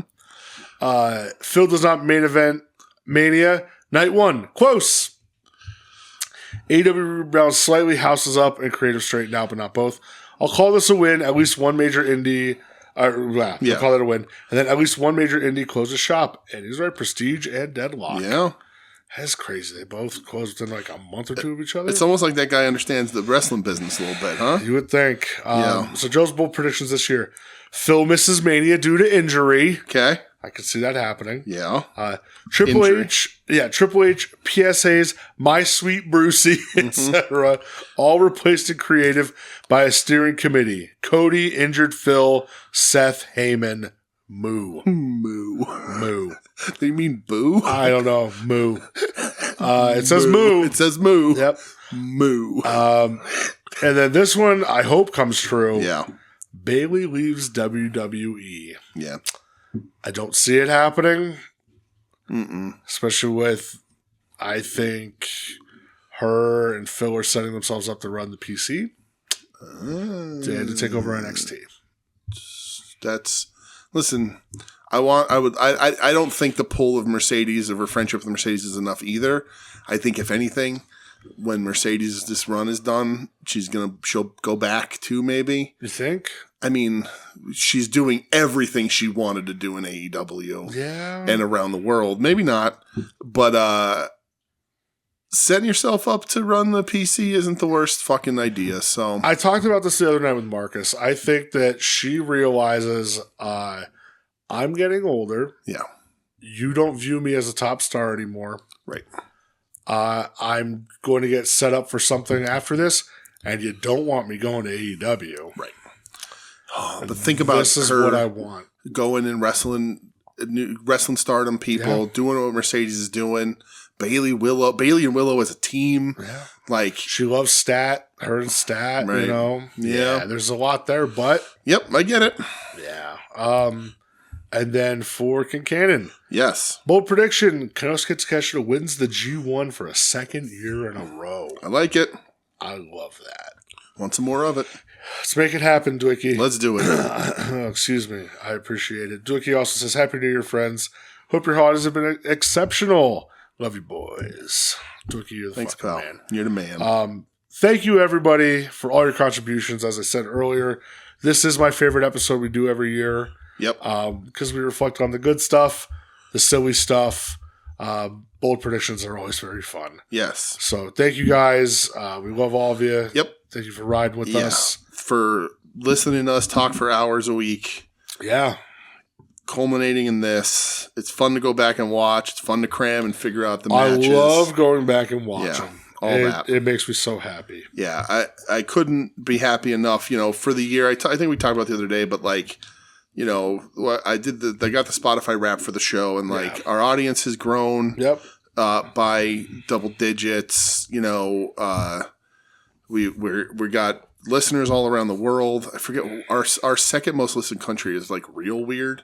But like, I just, the fact that anybody listens to us ramble is always great. And I'll never not be appreciative that people listen to us for longer than I would listen to us every week. But the nice messages are really great. Yeah. Whether I know you or don't, and we do get some from both. And still to this day, more people listen to this show than I know. More people listen to this show than I would want in a room at one time. It's true. So like, that's just awesome. So that's awesome. Adding Sleezeringer this year has been so much fun. My God. So thank you for listening to all those too, because it is such a shift. And going forward always with the policy is, if you write email, all that, but like, if you need suggestions, you want to learn how to watch something, you want to watch more Joshi, you want to watch CMLL, you want to watch Noah, which has some cool, good matches coming up. We'll see if they rebound because they are a nothing this year. We'll see, but we can help with all of that. So we're more than happy to help and talk and figure shit out. Yep. Match recommendations, sending you links, files, whatever you need. We will help. Yeah. So, Yes, we that's will. all. Thanks for sticking around with us. Yeah. You guys fucking rock. So, Wrestle Kingdom is on January 4th. I'll run down the card real quick. Okay. We'll see what expectations we have. Yep. For Start on of the new year. pre-show, singles match for the World TV title, El Phantasmo versus Chris Brooks. I can't wait. Is that opener? That's on the pre-show. Oh, it's pre-show. That sucks. It's pre-show, but that's all right. I love that. Good for Chris Brooks. Yeah. I hope he ends up there full time. The Rambo for the never open-weight 6-man tag titles. Oh, they're doing a Rambo? Yeah. You probably can't even name who has the 6-man titles right now. The 6-man champions. I wouldn't have known unless I'm looking. Or, oh my God, I swear I knew. Nope, couldn't tell you. Toro Yano. I knew it was you. I was going to say Yano. And the team of Spirit Tech. I don't know who that is. Master Wato and Yo. Ew. Yeah. So they're defending against... No. Yeah. Against Tiger Mask, Togi Makabe, and Raisuke Taguchi. Oh, how do you... I was just going to say absolutely not, and then you said that last name, and I'm like, well, how could you not? Bolton Oleg and Bishamon. That's a good team. Ishii, Taichi, and Kojima. Now that is a team. Ren Narita, Sonata, and Yoshinobu Kanemaru. No. Saber, Oiwa, and Hartley Jackson. Ah, man, I wish it was somebody other than Hartley. I like Hartley, but not there. What may be the youngest, most handsome team I've ever seen in my fucking life. Oh. Shota Umino, Yuya Yamura, and Kasai Takechi. Okay, that's beautiful. That's a lot of beauty. And then Clark Connors, Oscar, and Yuto Ice. Oh, that's an interesting team, too. How's the Rambo work? I think it's just like minute intervals people come in. But how's it work for trios? Maybe all three are going to come. I don't know. So like whoever survives it, the one survivor gets the three. That's weird. Your whole team should have to survive. Yeah. All right. Winner take all for the IWGP Women's and the New Japan Strong title. Which is going to get folded in. Sayo Kamatani versus Syuri. It's going to be great. 10-man tag match. You have the War Dogs of Finley, Gabe, Joe Maloney, Shingo, and Hiromu. Oh. Against Callum Newman, Grado Khan, Hinare, Andrade El Idolo, nice, and TBA. New United Empire member? I don't know. But TBA, but Andrade. We haven't seen Jeff Cobb in a long time. JC Mateo. Huh. That's cool. Yeah. Interesting. And maybe Finley's last New Japan match. Who knows? Could be. Or the next day on Dash. Who knows? Yeah.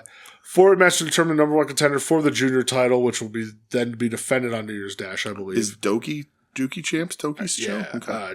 Despy, Fujita, Ishimori, and Sho. That's going to be real good. Should be. I know who should win, you dumb fucks. It's true. It's Fujita. Absolutely. Never openweight title, the champ Evil versus the challenger in his first match, Aaron Wolf. Remember when this title was good? And it was like it's the best title with the best lineage in New Japan? Yeah, Aaron Wolf is a gold medalist. I don't give a fuck. He's a Kurt Angle. I don't care. As a judoka in the 2017 World Championships in Budapest and an Olympic gold medalist. Okay, so he's boy Ronda Rousey. I don't want to see him wrestle. Yeah. Particularly not Evil. He's going to be 20, or he's going to be 30 in February. Yikes. If he beats Evil, I'll turn around on him. Yeah, you will. Yeah. Winner take all for the IWGP World Heavyweight title and Global title. It's Takeshita versus Yota Tsuji. You think they're going to roll them in? Well, yeah, it's winner take all. Yeah, but are they going to combine the titles though? Like no. Well, Takeshita said if he wins it, he's defending both. Okay. So I did see Huge Suge said that if he wins, he's bringing back the V6 IWGP. So he wants that old belt back. To win. And then the biggie. Hiroshi's there? Oh. Hiroshi Tanahashi final bye-bye. Going up against Kazuchika Okada. Okada's first match in New Japan in a long time. Mm-hmm. Tana's last match. Sold out Tokyo Dome. Sold the fuck out Tokyo Dome. This is going to be wild. It's going to be Sunday, like Saturday into Sunday morning for us. Yep. I'll be awake. Get your tissues. Yeah, it's gonna be. There's gonna be a lot after. Yeah, so they said they didn't want to make a huge card They wanted to make sure it's enough time and properly, So what I saw too is that it's being broadcast on regular Japanese television. So they had some time restraints for that as well. Yeah. The New Year's Dash the next day, like we said, the winner of the Junior 4-Way gets Doki. Okay. And then for the tag team titles, the winners of the tag league, Saber and Ryohei Oiwa against Oscar and Yuto Ice. That'll be really good. Bumbaclat. It bummed out that it's not on Wrestle Kingdom, but it does make Dash more of a more interesting to watch. So listen, we'll report back next week. Yep. It's gonna be a big chunk of the show. A lot of shit next week. We'll see what Noah pulls out on 1-1. I know Ozawa's back, and I fucking love Ozawa. Ozawa Inamura. Yeah, for the title. Yeah. So that'll be good. Tokyo Joshi Pro, they have a show on 1-4. Yep. That is where Risu Endo is going to lose to Micah. Or correct. not Micah. Nope. Mirai. Yeah. Michinoku Pro. Mirai. It's going to be a good time, man. The M in Michinoku Pro stands for Mirai. That is true. Did you buy anything this week? Did I buy anything this week? No, you got me Christmas gifts that we didn't talk about. We can talk about them. We can, if you want. Yeah, go ahead. Well, we didn't open them, but Brett, he's currently staring at us. Brett got me the one of 5,000, I think. I don't know. Brody King, AEW Chase, the best Brody King. I just one of 3,000. 3,000. One of the best figures AEW's ever done. Incredible. Really, really wonderful. I opened that baby up. Yes, I opened the Chase because it's just beautiful. It really is insane. Too cool of a figure not to open. Yeah. Plus, I don't know that I'm ever going to meet Brody King anywhere and be like, hey, Mr. Brody, can you sign this for me? Oh, I do have the Darby Blood and Guts with him that he can sign. Oh, there you go. That I haven't opened. You also got me the sketch OC version. Yep. Is that what they call it? The sketch version. Yep. Which is great. Another one that was been on my list forever. And the black and white Tony Storm, which is also a figure that I've wanted forever. Yeah. So very cool. And thank you. You're very welcome, pal. Very excited. I received from you and Michelle. Mm-hmm. Listen, Michelle, I get her shrimp and booze, and she's more. Oh, you got me a bottle of Gentleman Jack too. I did get you a bottle of Gentleman Jack. That's right. So you guys got me this sweet ass Gambit X-Men shirt because I fucking love Gambit so much, and I'm probably gonna be wearing it tomorrow because I fucking love Gambit. Nice. Also, the trade for Daniel Warren Johnson's Murder Falcon, which I'm very excited to read. I'm just a little behind in my comics right now. Yeah, me too. I believe is it 1 in 1,000 or 2,000? I'm not sure. The San Diego Comic Con. I think it's 1,000. I think it's 1,000. The Swerve, where it's like the Black Panther packaging and everything, and it's so fucking cool. I was staring at it the other day. I'm just like, I want to crack this open, but I can't. This is fucking incredible. And then the 1 of 5,000 chase. The goddamn cardboard or switchboard, whatever, switchblade, card blade, Jay White. I was so fucking pumped about it. So I just got my Juice Robinson in the mail the other day. That's right. It's so fucking cool. I haven't busted it open yet. It's another one. I was staring at it and I'm like, do I open this? I feel like I have to open this so I can have Juice holding up the card blade next to him. It's fucking gorgeous. It's so fucking, I'm staring at it right now on my phone. It's so fucking sick. I'm so happy. Thank you, pal. Of course, bud. Yeah. That's it, really. And then my family got me a box of chocolates and a $50 gift card to Buffalo Wild Wings. Nice. That's cool. Yeah. That's good. Now that UFC's going away from Buffalo Wild Wings. Or no, I think they'll still show them. Yeah, they'll probably still show them. Because they'll be on Paramount now. Oh, yeah. So. Yeah. Which, good for them, I guess. Yeah. That's it. That's all we had. That's it done over with. Yeah, so thank you everybody for listening. Yep. Again, thank you for everybody who contributed. Hold on. That's not everything. Why? Because the next week is the first week of January. But are we doing one next week? Oh, because it's the... Yeah. I don't think we are. It's a big, long show. Okay. Yeah. All right. Oh, all right. And it's... it's a 5 Thursday month. All right, we're good. Never mind. Or no. 1, 2, 3, 4.